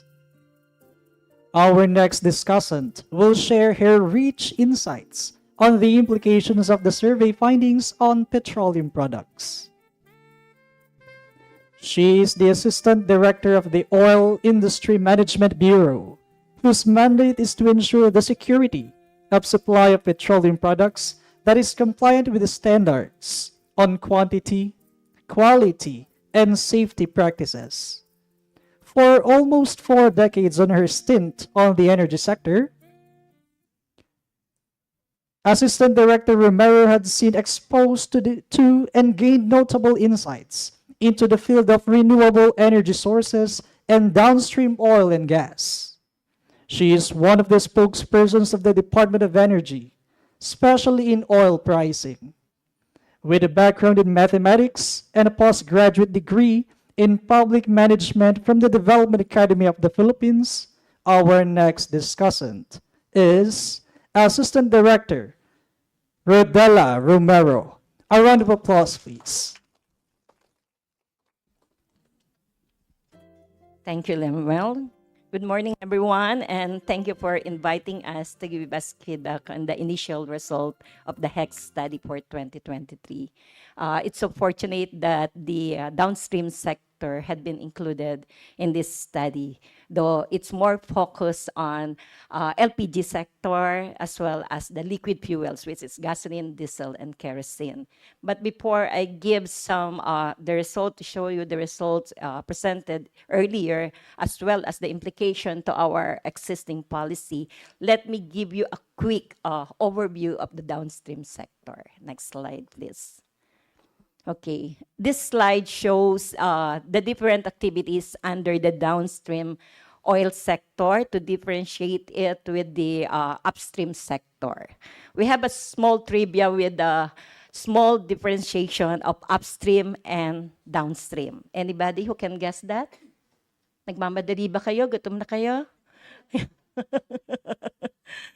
Okay, what's the difference between upstream and downstream energy, family? Katingin kayo. Teacher, no? What? Yes, yung upstream exploration. But ang oil kapag upstream, nasa ilalim pa ng lupa kasi explore nila. Kapag downstream, it would start with the importation ng crude to process it with our refineries. So far, we have only one refinery in the Philippines. It was a business decision on the part of Caltex and Shell to close their refinery and convert it into an import terminal. So this slide shows the different activities from importation of crude, the raw materials, normally sourced in the Middle East, as well as the importation of finished petroleum products such as gasoline, diesel, kerosene, and LPG.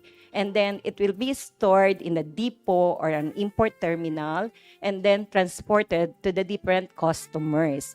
There is a commercial and as well as the residential. And then for the residential, they get that petroleum products in the gasoline station for liquid fuels and LPG establishment for LPG. So basically, yan po yung mga activities as well as the supply chain for the downstream oil sector. We have two modes of transporting the product. Before, we have the pipeline from Batangas to Pandacan. But with the closure of Pandacan because of a local ordinance of Manila, so nawala na yung pipeline. We have two modes. And, ma'am, ano issue? We have two modes. Through barges for inter-island connection and tank trucks for land. Okay, next slide, please. This is just a basic data on our demand. By the way, when we're talking of demand on the downstream oil industry, we're talking of the actual sales of the oil companies. I just want to show you the demand for the year 2011 and 2023. Yan. The data of gasoline is increased by almost 106%.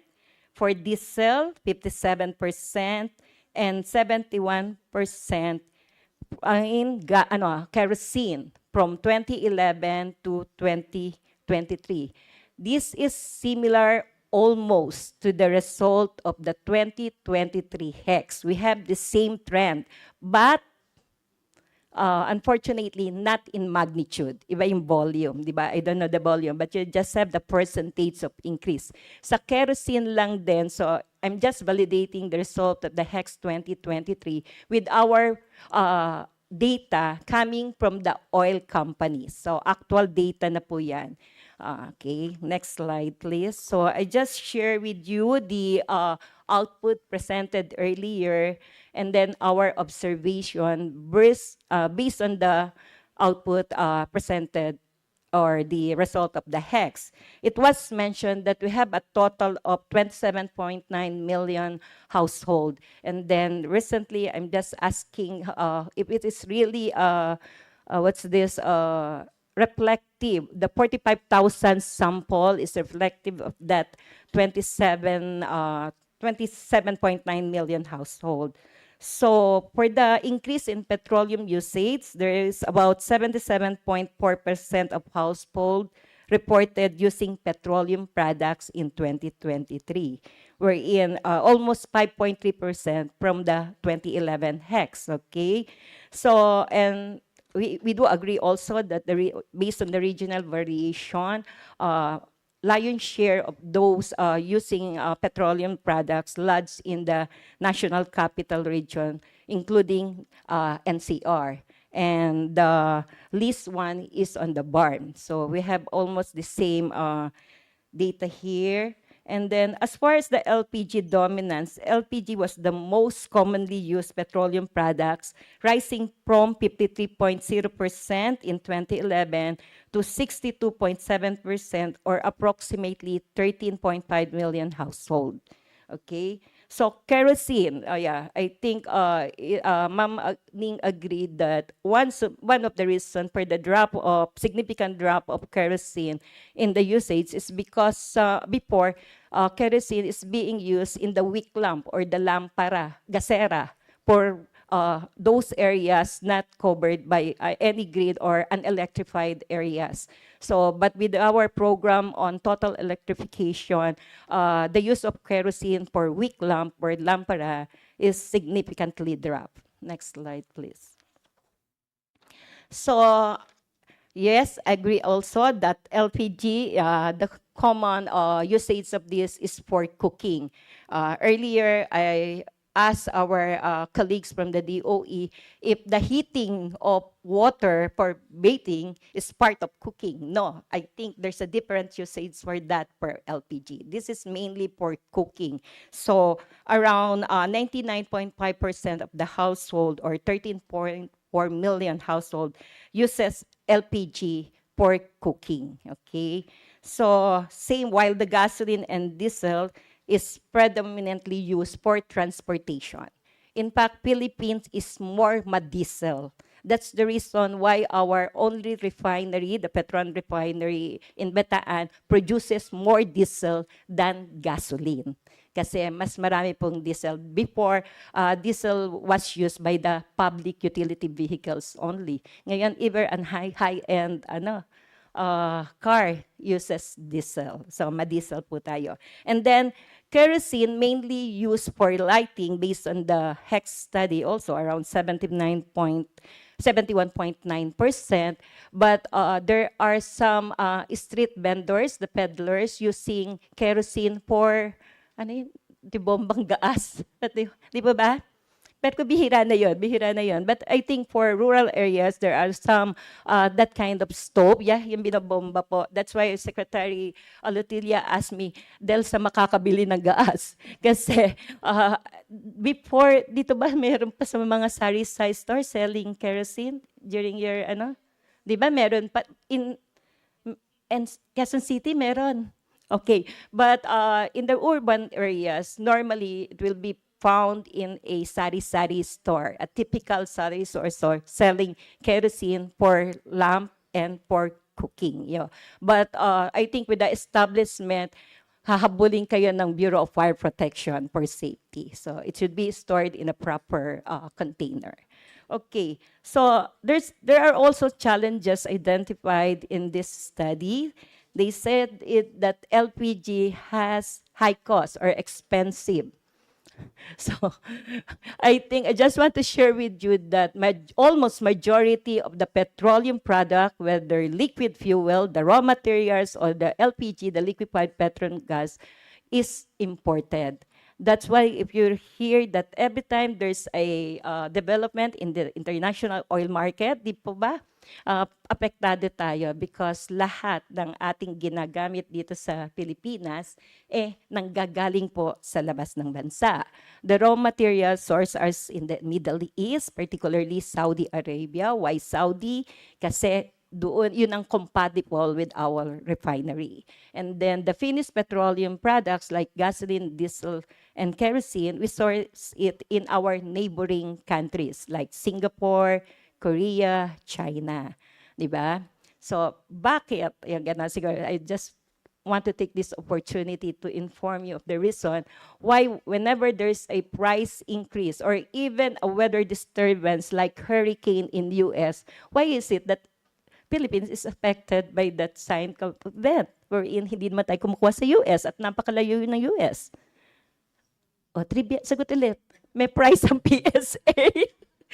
Gutom na kayo Yeah, the reason why we were affected by any major event that caused some supply disruption is because United States is number one, though producing also petroleum product, but the number one consumer of petroleum products. So in the event that there's disruption in their oil rig, definitely they will make agaw of the market of petroleum products in the international market. So apektado tayo, di po ba? Even China. Si China, hindi rin, kinukunan natin si China.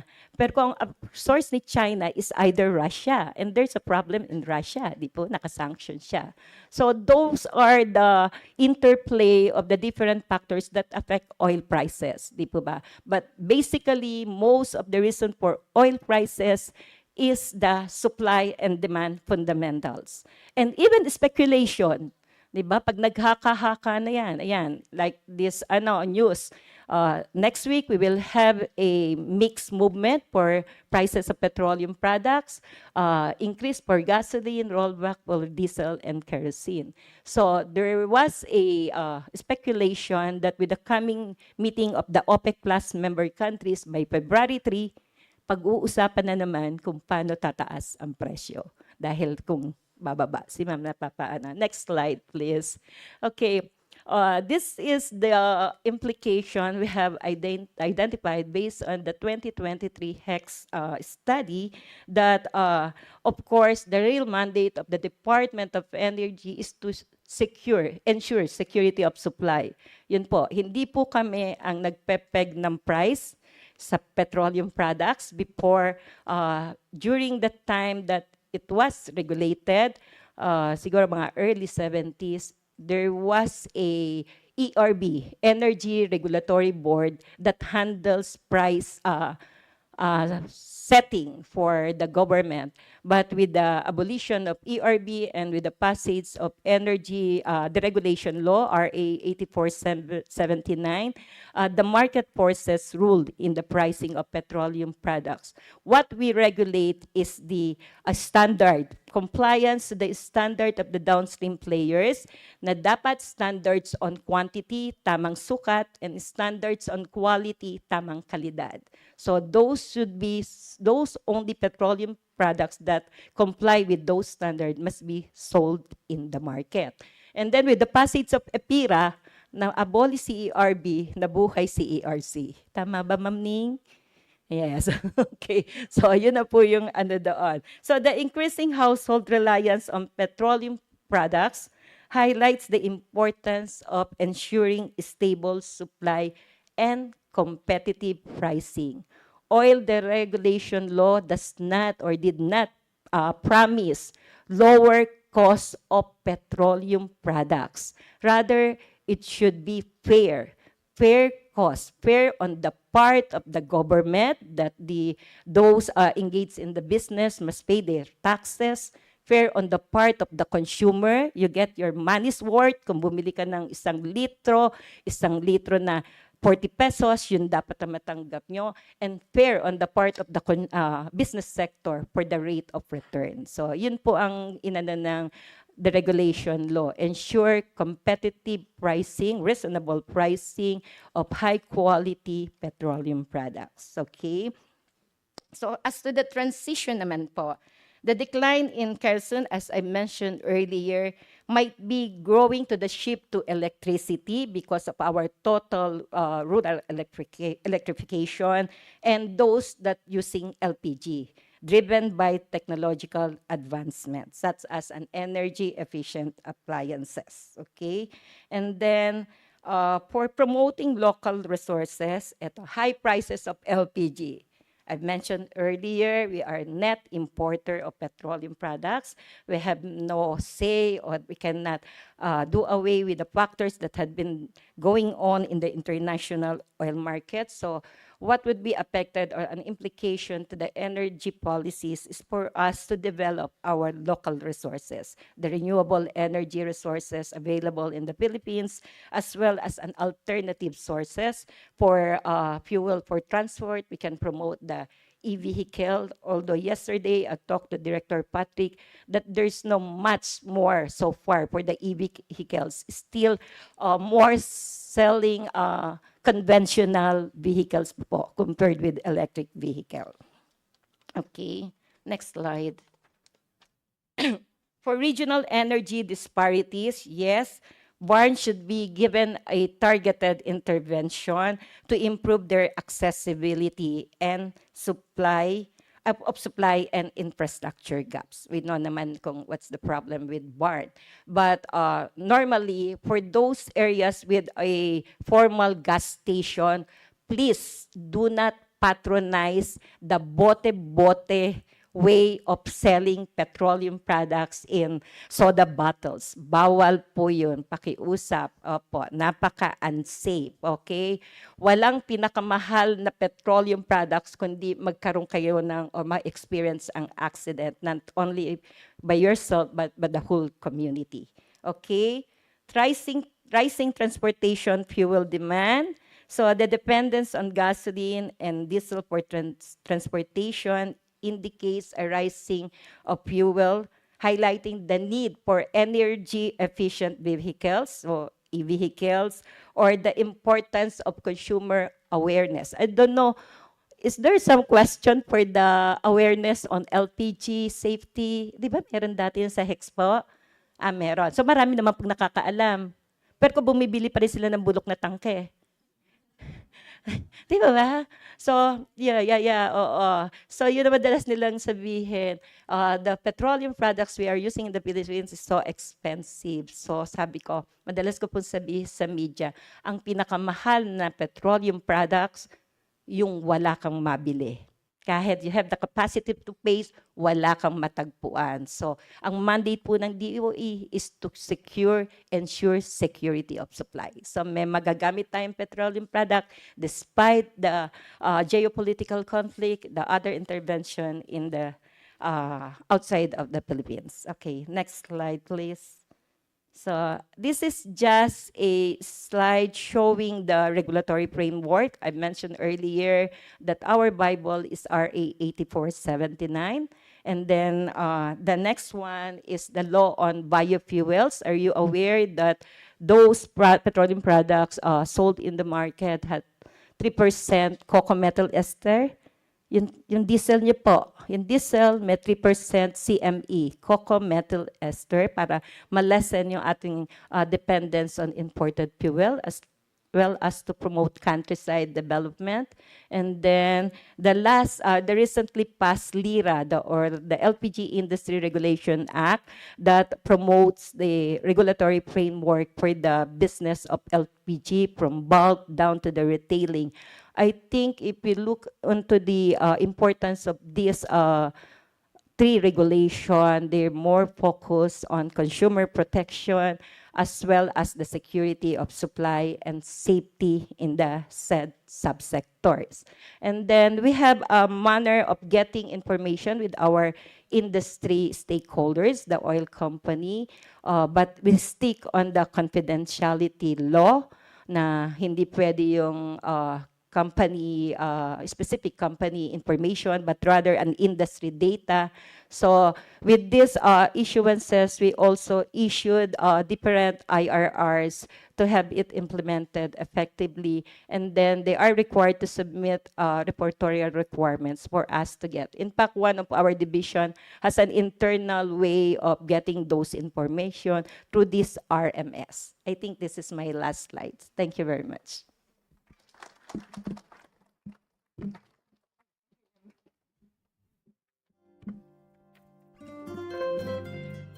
Thank you so much po, Assistant Director Romero, for sharing your expert view on the implications of the 2023 HECS regarding petroleum products. And now, our last but of course not the least presenter or discussant for the implication.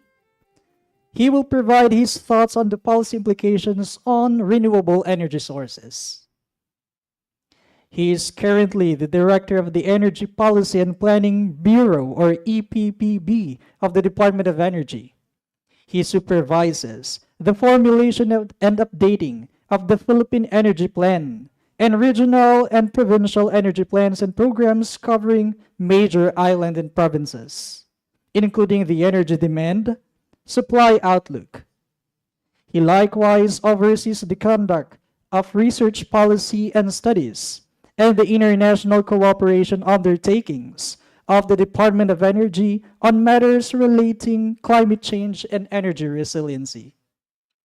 He had worked with the Asia Pacific Energy Research Center, or APERC, based in Tokyo, Japan, as a senior researcher energy economist for more than 3 years. His primary involvement was in the formulation of the APEC Energy Demand and Supply Outlook, specifically handling energy investment, renewable energy, and the Philippines Energy Outlook.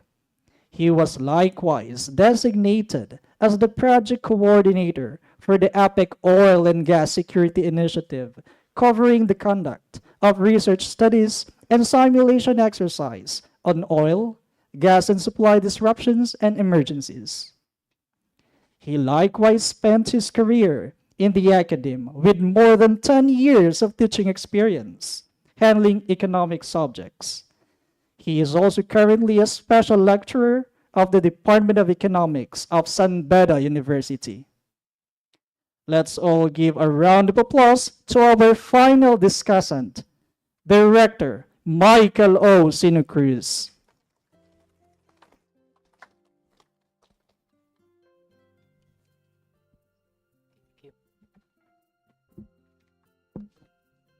Okay, thank you and good morning to everyone. Good morning, ASEC. So I believe this is the last presentation for this morning before we go for an open forum. So I'll be discussing the RE results and the implication specifically on energy policies and programs. And as you are aware that our focus right now is to increase the share of clean energy, specifically renewable energy. And currently, the share of RE in power generation mix is about 22%, and our target is to increase it to 35% by 2030, which is around 6 years from now, and then increasing further to 50% by 2040. Next slide, please. Okay, I'll be discussing first the 2023 energy profile of the country, and then the RE program, and lastly, the expected outcomes for renewable energy. Next slide, please. Next, please.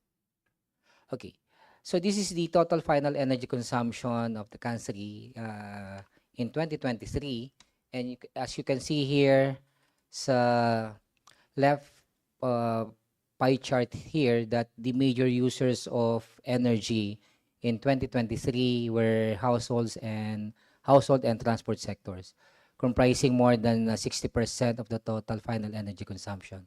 And to the right, you can see that we are highly dependent on oil. About half of the final energy consumption in 2023 was oil, and oil, as you all know, that is being used for the transport sector. Next slide, please. With regard to the household energy consumption, this is based on our database. So about half or more than half of the energy consumed by the household in 2023 was more than 50%. This is what we want to somehow correct because this is based on estimates only, the biomass.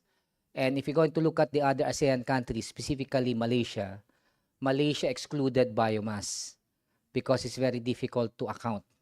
So in terms of energy consumption of Malaysia, you cannot see biomass.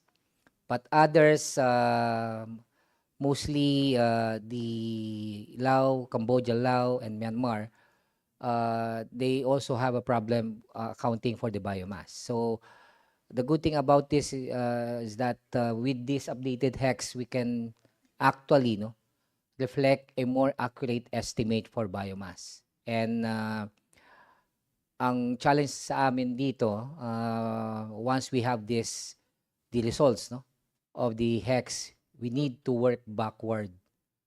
So malamang magpalit kami ng data because the 2011 and then 2023, So we need to do interpolation in between. And that will be the biomass will be affected. So expect that we're going to release a revised historical data specifically for biomass. And on the for the energy use or the fuel use for cooking, I think there is a shift because what we want to capture here is the fuel shift in terms of cooking. So from biomass, from LPG, and then going to electricity. Because right now we do have the the uh, the, yung sale ng induction tumataas. Even in my case, hindi na ako gumagamit ng LPG. Is induction. Mas safe. And then in terms of impact sa cost sa electricity, not much. Kaya wala ka ng problema na, yun kasi safety. So maraming ngayon, so I hope that the HECS now would reflect such fuel shift from LPG, from biomass to LPG, LPG to electricity. Okay. Next, please. So let me now go to the RA program for the household. The first one is we do have what we call the net metering. This is one of the department's program specifically to promote RE use in the household sector. And this program empowers consumers to generate their own electricity using RE. And under the net metering, customers can install renewable energy facilities in their premises with a capacity of up to 100 kilowatt peak. And as of September of last year, there were about more than 14,000 qualified end users participating in this program, contributing a total capacity of more than almost 130,000 kilowatt peak. So this is also our not really a challenge, but we need to monitor this to account for this net metering. Because if you're going to hit the target of increasing RE share, we need to account for the net metering and own uses. Kasi what we can account only ay yung sa distribution utilities reported to power generation. And we cannot accurately account for the own use. But right now, we are, I don't know if we're going to issue a department circular for the reporting of the own use because of to monitor if we're going to meet our target for increasing the RE share. Next slide, please. So what would be the expected outcomes for the RE? Next, please.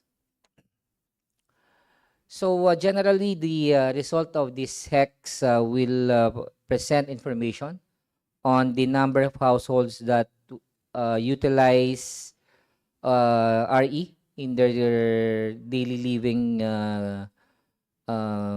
situation or conditions, as well as their appliances and the corresponding energy consumption. This would also serve as a benchmark to estimate the household biomass. As I mentioned earlier, this is one critical aspect that we need to correct, the consumption on biomass. That could also improve our database and to generate even the regional demand for household.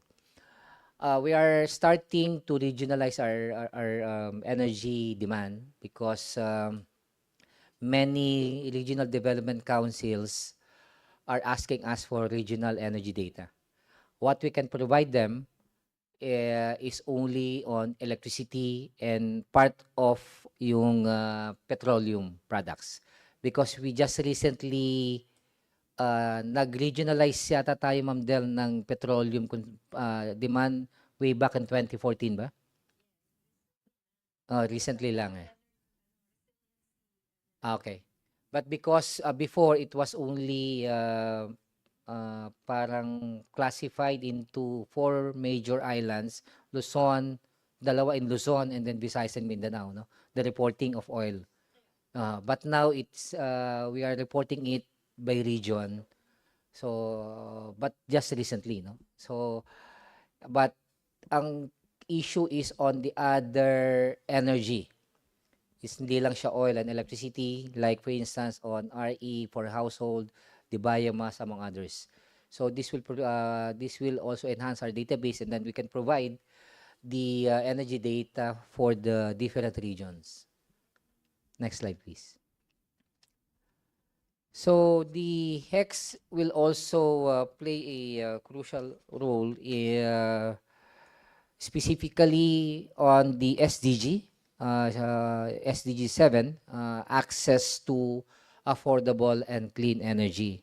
And through this HECS, we can identify whether the traditional fuels for cooking, I'm referring here to biomass, will still be the dominant fuel for cooking for the household, specifically in rural areas. No? And as we're going to analyze and validate this data, we can also compare this with the other international data on how our country currently stand in terms of the energy transition index, even in the World Economic Forum. We can also provide a more accurate data to other international organizations to reflect our efforts specifically in achieving the SDGs. The awareness on the identified barriers on the adoption of clean cooking will also be known to the policymakers and to other concerned offices, which could be or which could serve as reference in formulating policies and programs to further promote clean cooking and improve energy access. Next slide, please. Okay, as lastly, this could also stimulate greater partnership between policymakers and the academe, no? In particular, in conducting timely studies and research to produce sound policies. We have the National Renewable Energy Program, the NREP, and the NREP can make use of the output of this HECS to do a specific strategy, in particular how to penetrate or to increase or to accelerate the use of RE at the household level. As well as we can also improve our partnership with what we call the AREC, the affiliated renewable energy centers. Ito yung mga university-based partnership for us to promote further the development and utilization of renewable energy. And for our Renewable Energy Management Bureau and even for my team, this would also provide us more insights on what policies and studies that we need to do for us to support and to be able to improve sustainability, reliability, and affordability of energy for the household. And with that, thank you and good morning to everyone.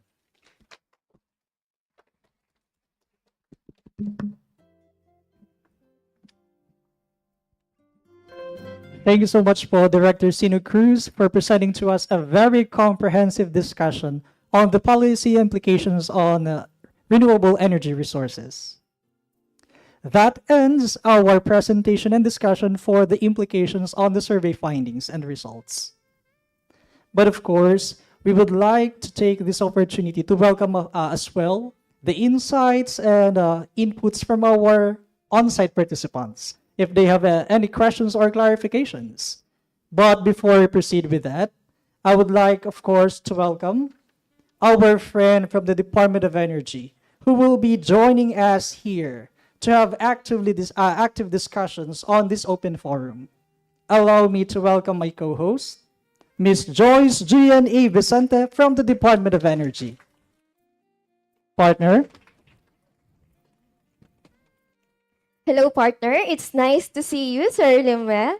Now, we would like to request our presenters and distinguished discussant to please join us here on stage. Ma'am, sir. Let's start with ASEC DNS Grace Del Prado from the Philippine Statistics Authority. Join us here, ma'am. Assistant Director Luning Ning Baltazar. Of course, we also have Assistant Director Rodela I. Romero. And also Director Michael O. Sinacruz.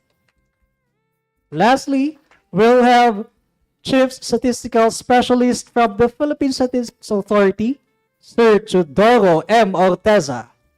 A Please round of join us applause. here, sir. Yes. Okay, partner, would you like to take the other at Okay, the other end? partner. I will be joining Sir Michael Sinacruz here on the other end. Sir Chudoro, you may take the center spot. Don't be shy. It's okay, sir. At this juncture, we will now welcome questions or clarifications from our on-site participants. Anyone who would like to raise questions, concerns, additional inputs, perhaps?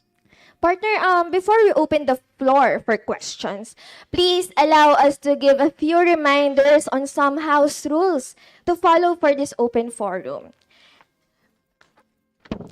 First, anyone indicating a desire to speak will be acknowledged by the moderators. When called upon to speak, please proceed to the nearest microphone and state your name as well as your agency you are connected with to be properly recognized and for documentation purposes. Secondly, of course, if there are a number of individuals present to speak on the same topic, please designate a spokesperson to summarize the issue. Also, please limit your comments to 3 minutes. Longer time may be granted at the discretion of the moderator. If you have written comments, the presenters and discussants would like to have a copy, which will help them better understand, investigate, and respond to your concerns. And of course, lastly, please be aware that disrespectful comments or suggestions or ideas of a personal nature directed at any individual, either by a name or interference, will not be allowed. Please bear in mind these house rules were created for us to have a smooth and meaningful open forum. With that, we are now open to the floor and proceed to our first question, please. Okay, anyone who would like to start? Yes, we have here from our left side. Please introduce your name and, of course, your organization. Hello, good morning. I'm Roselo Celadis from Power Sector Assets and Liabilities Management Corporation, PISAM. Okay, this is both a comment and a question.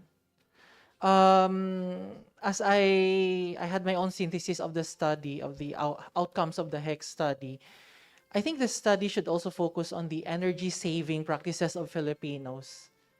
On the sustainability side, did it attempt to also find out, are Filipinos keen on power saving measures, or is it simply like an expository study on consumption?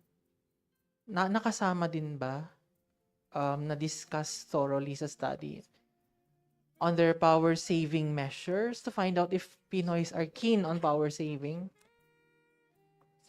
Because Filipinos complain on the high power cost of electricity. We have one of the highest cost of electricity in Southeast Asia, at least. So at the same time, we should also ask, are Filipinos keen on saving power? Thank you. Thank you, sir, for that question. Anyone can answer, since sir did not specify to whom he directs the question. I think it is included. We do have a number of questions on that, on energy efficiency and conservation.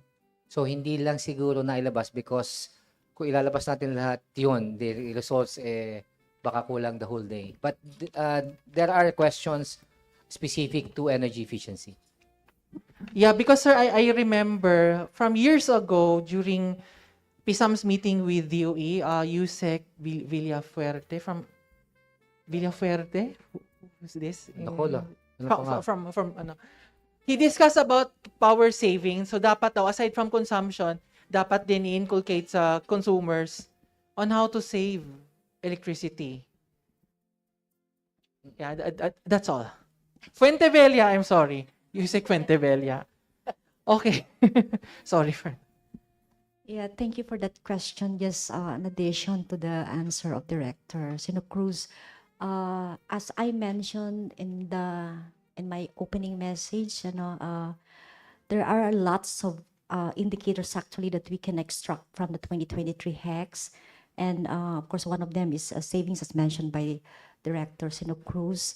But because we have very limited time for the data dissemination, we cannot disseminate all. So we will be having a publication. We will include other indicators that were not presented in this data dissemination forum.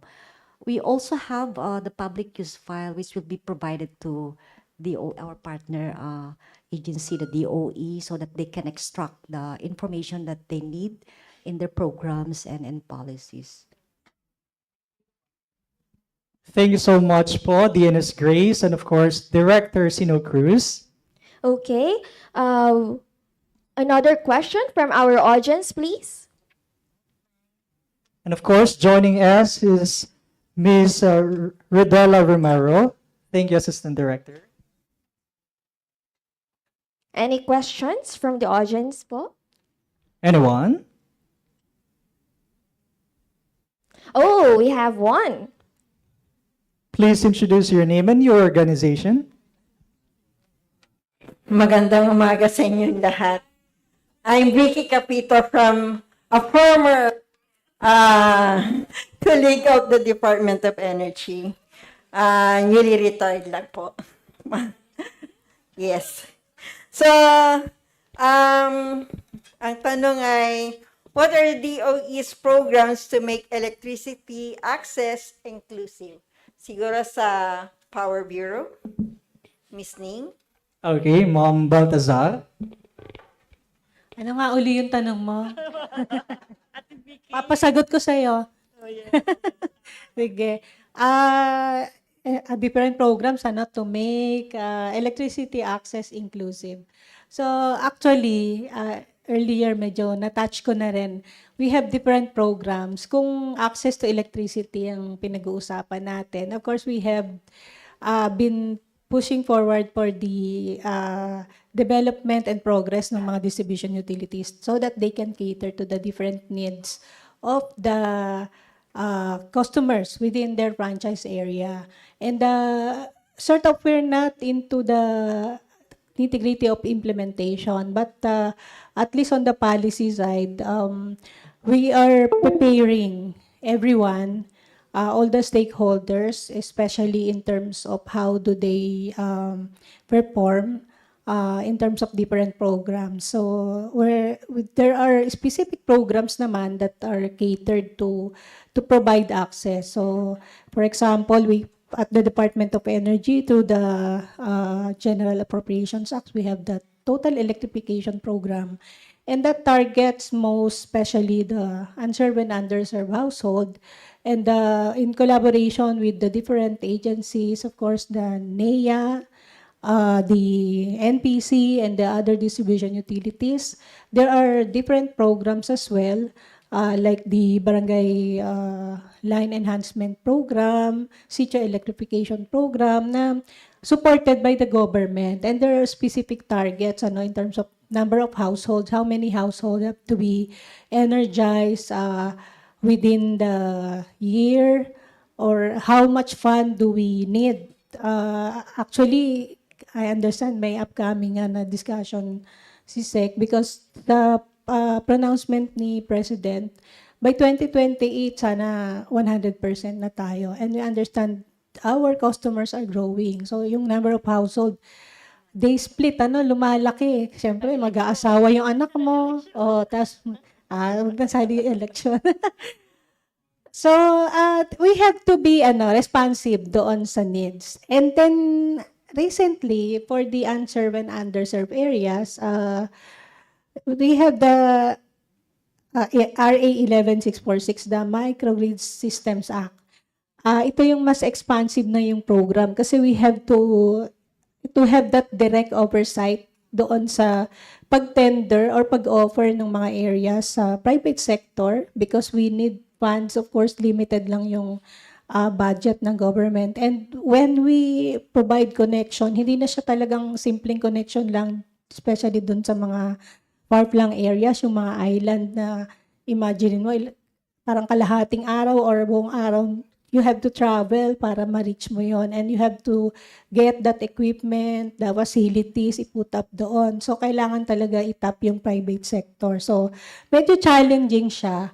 But at least ang pinaka-highlight siguro ngayong taon, Tita Vicky, no, na we have that National Total Electrification Roadmap na first time na issue ng Department of Energy in compliance with RA 11646. And that roadmap will provide the targets per area, per distribution utility, na nakikita natin na nandun yung inclusivity. Wala sanang maiiwan as much as possible na kaya ng resources ng government, ng DU, kaya ng technical capacity, and of course, yung willingness din ng customer to connect would be the most important because there are experience na customers mismo parang they don't want medyo nagkakasya na sila dun sa mga provision ng solar panels, ayan, mga ganon. But as much as possible, very inclusive yung tinitingnan nating program. Thank you.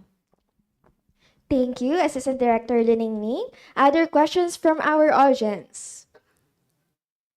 Okay, we have one from DOE. Please introduce yourself, sir. Good morning po. I'm Tristan Villanueva from the DOE po. I just would like to clarify why the Bangsamoro Autonomous Region in Muslim Mindanao, the Mimaropa and Zamboanga Peninsula regions has the highest use of solar energy. Thank you. Anyone from our panel? Okay, thank you. For these three regions kasi, if you're going to look at the electrification for the unserved areas, mas marami kasing unserved areas specifically in particular sa BARM. And the only way that we can provide access to electricity is through solar. Kasi it's very expensive for the DUs to extend yung lines. Ito yung mga far-flung areas that a standalone system should be introduced. And the cheapest option for them is solar.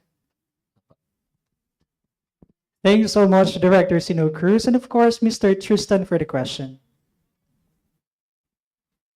Some more questions from our on-site participants, our guests. We have one, sir. Yes, please. Good morning po. I'm Chris from Transco. Question lang regarding sa presentation ni Sir Teodoro, especially on slide 25. With regards to percentage of household uses a distributor as source. Doon sa graph kasi napansin ko yung problem nila encountered is number one, yung power interruption, high cost of electricity.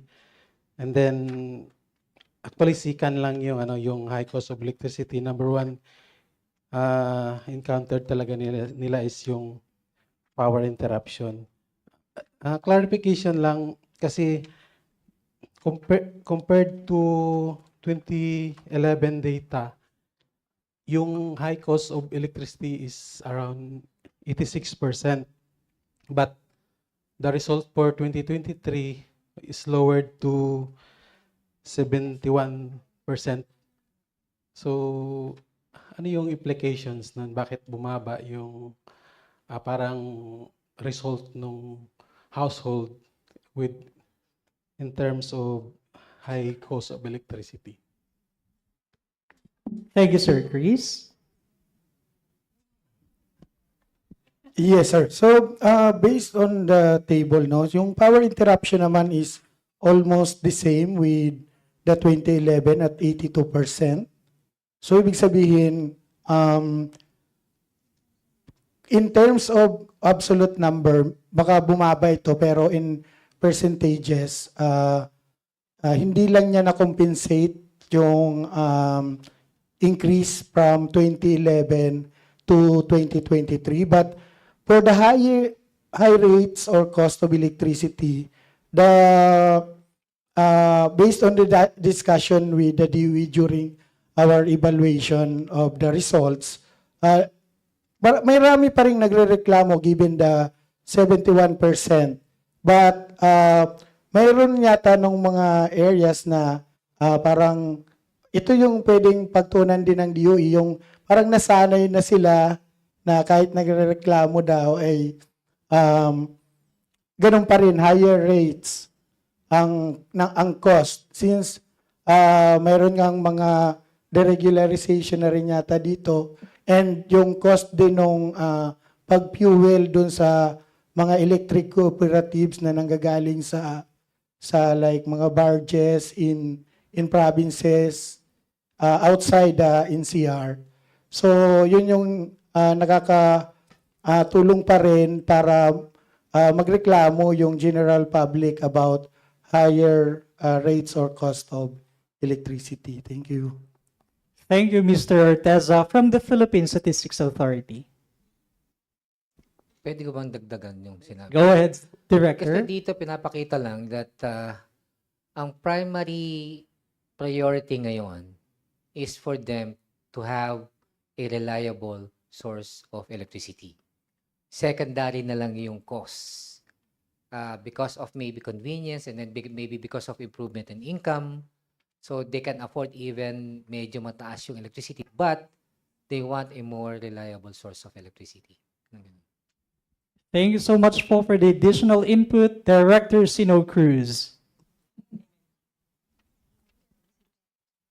Siguro yung, I think for their consideration, I understand yung data would be disaggregated no, on the different income level. So parang maganda rin tingnan, especially yung mga economists na at different income levels, ano na yung perception nila. Baka kasi the numbers indicate that there is a high probability na mas strong yung capacity to pay, Director Moss, no? So that could be a good insight na makikita natin kasi pwedeng hindi na issue yung cost. Kailangan ko lang reliable because some people, they already understand na bakit ano yung binabayaran nila, especially ngayon very transparent na yung bill natin, nakikita natin lahat yung components. So that is an area that I think we can look at from the point of Power Bureau, especially in the evaluation ng effectiveness ng deregulation ng power sector. Thank you. Thank you, Ma'am Ning, for the additional insight. Surely enough, electricity is a necessity.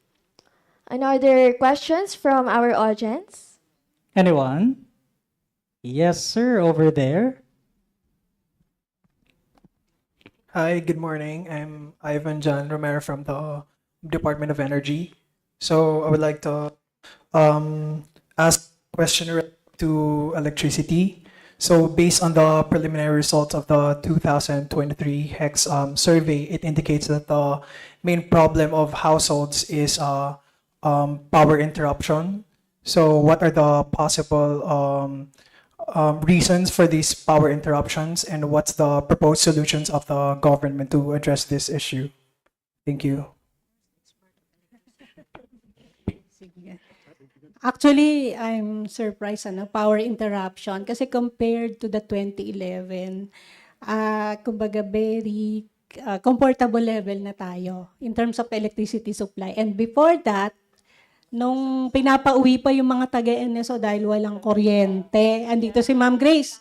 So we're really, we have progressed in terms of electricity supply. And I'd like also to understand where are they coming from, because it's surprising na probably which areas ba talaga yung very prevalent yung power interruption. So we need to look at the details. And I think for now, if I can respond directly, normally the issues that we encountered, yung mga yung mga vegetation. Yan yung sa some audit that we conducted. Issue talaga yan. So, yung mga puno na nakaano sa mga line, so nagkakaroon ng ano, or in cases talaga na problematic talaga yung in terms of supply, we understand that especially during summer, nagkakaroon talaga tayo ng interruption. So, especially last 2024 where we had this extreme heat that we had the El Nino. So, even the power plants are affected in their operation, that they cannot continue operating because they cannot sustain the extreme heat, yung pag-absorb, so naapektuhan mismo yung kanilang mga boiler. So with that, I think ang primary talaga ng Department of Energy, especially the Power Bureau, would be to ensure that nag-IEC na ako sa kanya, ma'am. To ensure that we have sufficient, secure, and reliable supply of electricity. So probably I will invite you in one of our IECs. And sa distribution utility side, kailangan mag-enhance din yung system nila. Meron ako nakita na mga franchise area, hindi ko na babanggitin, no? Sa mga provinces, makikita mo yung difference ng system ng private at saka electric co-op. And they need capital for that. And when you say capital, there is an increase in the cost. So, kailangan talaga, the good service, parang bumibili lang din tayo ng branded saka unbranded. The better quality, the higher the cost. So, kailangan talaga na investment. And of course, we need to encourage additional supply because supply of electricity is very crucial. That's why doon sa Philippine Energy Plan, inclusive na lahat yan talagang, pati RE nga, talagang up to the pwede lang distributed energy na yung gagawin natin para secure ka ng supply mo. So, I hope I have provided you a better idea of the... Once in po, malilipat siya sa power. Ganun. Thank you so much for the answer, clear answer and explanation, Assistant Director Baltazar.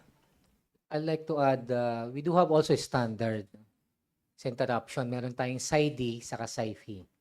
The System Average Interruption Duration Index and the System Average Interruption Frequency Index. So may standard yon. Lahat ng distribution utilities should meet such standard. The duration is pag nagkaroon ng interruption, gaano katagal? 1 oras, 2 oras. The frequency, ilang beses sa isang taon nawala ng kuryente. So may standard yon. Pag I think there's a penalty pag yung distribution utility exceeded the standard on SID and SIFI. So, yeah. At tama yung sinabi ni Ning, pag gusto natin ng quality, it comes with a cost. If we need clean energy, it also comes with a cost. Parang ganun. Thank you so much, Paul, for that answer. Director Sino Cruz. At this juncture, as much as we love to welcome all your questions, we're quite running out of time. So we will just be welcoming one last question from our on-site participants. Okay. Okay, a question from Ma'am Vicky. Okay. The last question. Yes, I would like to take this opportunity para magpasalamat sa DOE at sa PSA para sa pagtatapos ng HECS 2023 activities. At the same time, ang follow-up question ko is that for PSA, narinig ko kanina na magiging regular na yung conduct ng HECS. Okay. So, kung 2023 HECS ay ngayon nagtapos, kailan ho ulit ang susunod na kabanata ng HECS? Because we are looking forward, as an outsider ng DOE, looking forward ako sa next results po. Thank you. Thank you, Ma'am Vicky. Nag-retire ka na pala, no? Kaya pala wala ka na dun sa usapan natin sa SESE. As we heard a while ago, no, from our Honorable Secretary, there is a plan to make it regular na yung ating HECS every 5 years. So kung every 5 years siya, 2028, which will be conducted 2029. So with a reference period of 2028. Pero ito, hindi pa kasi nakasama yung HECS sa ating designated activity.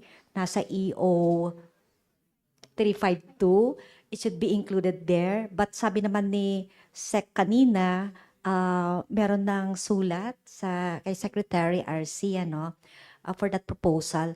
So once approved, we will have a resolution which will be approved by the PSC board for the frequency of for the frequency of conduct of HECS, like what we did with our other surveys like migration survey, the NDHS, the FICE. So there is a PSA board resolution approving the regular conduct of the activity. So in the case of HECS, it will be every 5 years.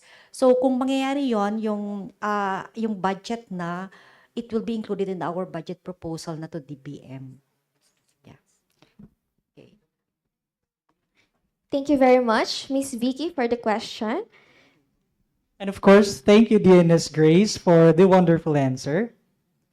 We would like to thank, of course, and appreciate our on-site participants for your questions. We truly value your participation today.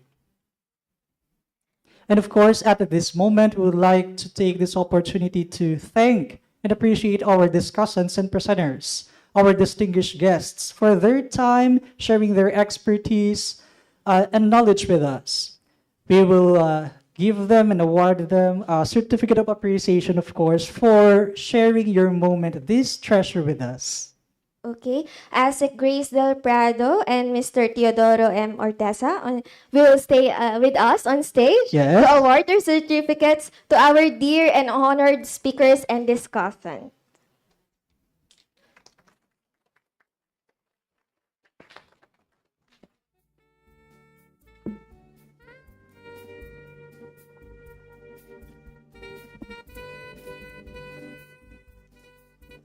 Let me read the citation. This certificate of appreciation is presented to Assistant Director Rodela I. Romero in grateful recognition and sincere appreciation of her invaluable services rendered as a resource person in the Data Dissemination Forum on the 2023 Household Energy Consumption Survey preliminary results. Given this 31st of January 2025 at the 24th floor multifunction hall 2B of the PSA headquarters.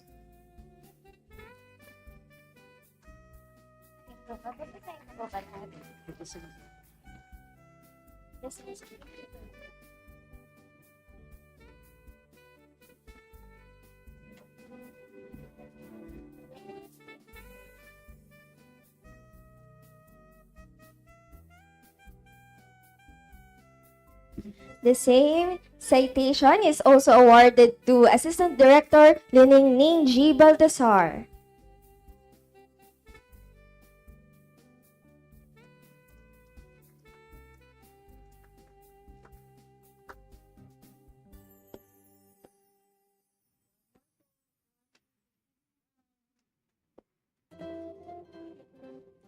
And of course, certificate of appreciation with the same citation is given to Director Michael O. Sino Cruz.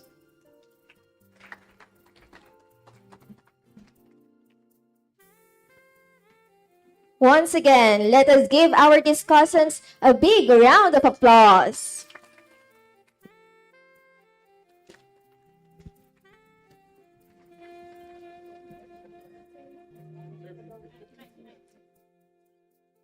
Smile.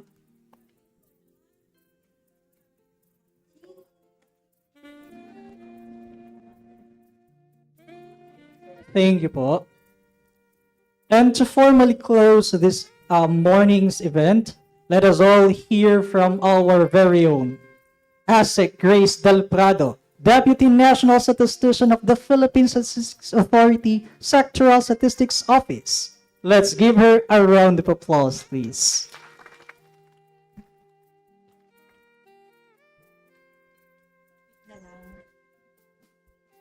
So it's about lunch time, so mamadaliin ko na lang. So to our reactors from the OE, we have my friend Ning, Director Sino Cruz, and Ma'am, ano nga ang nickname ni Ma'am? Del, Ma'am Del. To our, of course, our distinguished guests from various government and private agencies, my colleagues from PSA, magandang tanghali na po kasi magto-12 na. Magandang tanghali sa inyong lahat. So today we had the privilege of sharing the preliminary findings of the 2023 HECS, offering us valuable insights into how Filipino households utilize energy. So the results not only shed light on our energy consumption patterns, but also deepen our understanding of the challenges and opportunities within our energy landscape. So as we wrap up today's Data Dissemination Forum for the 2023 HECS key results, I would like to extend my sincerest gratitude to all of you for making this forum a successful event with your active participation. So I am gratified that the 2023 HECS has been a success and that reliable and updated data have been made available to develop, monitor, and evaluate policies and programs in relation to the energy sector. So of course, I would like to extend my heartfelt gratitude, wala na si Secretary, to the Honorable Secretary of DOA, Secretary Rafael Lotilla for gracing this event. Of course, for the funding support from DOE and the technical support as well through the DOE technical working group who collaborated with the PSA, especially during the preparatory activities of the 2023 HECS. Thank you as well to our reactors who provided more insights and stories. So parang sa akin naging klaro no, yung data. Hindi lang yung we gathered this data, but we were able to understand bakit ganun. So like for example sa renewable energy kanina, bakit nga ang BARM mababa pero mataas sa solar energy. So it was explained to us by Director Sino Cruz. Allow me also to extend the hard works and dedication of the PSA Central Office team led by actually Assistant National Statistician Adrian Cerezo, pero wala siya ngayon. Nasa NEDA siya presenting the SDG pace of progress because our President will be also joining the meeting in NEDA. And Chief Statistical Specialist Teddy Orteza. Okay. So I also thank our PSA field offices. Wala sila dito, but I think they are online. Nandyan pa ba kayo? Led by the regional directors for being our frontliners, no? Mga frontliners namin sila in the collection of actual data from the ground. So ito yung very challenging part of the actually survey. It's the data collection. Okay. So our sample respondents who patiently shared the needed information also contributed largely to the success of the 2023 HECS. So I also express my gratitude for the cooperation of our sample households. As we move forward, I urge everyone to leverage the data presented today to drive action within their respective roles, be it in policy development, community outreach, or research. There is a significant opportunity to make a lasting impact on the energy sector. So your engagement and proactive use of this data will enable us to make informed, effective decisions for the benefit of every Filipino household.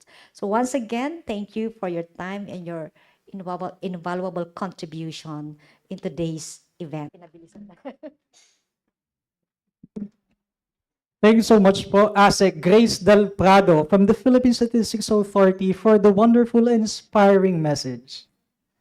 So, ladies and gentlemen, friends of PSA, and from the Philippine Statistical System, that concludes the Data Dissemination Forum on the preliminary results of the 2023 HECS. Again, thank you for coming and being with us for this momentous event, for making this realized and true for the PSA's undertakings. I am Mr. Limulay Garcia of PSA with my partner Ms. Vicente from the Department of Energy. We'll see you in the next HECS Dissemination Forum. God bless us all.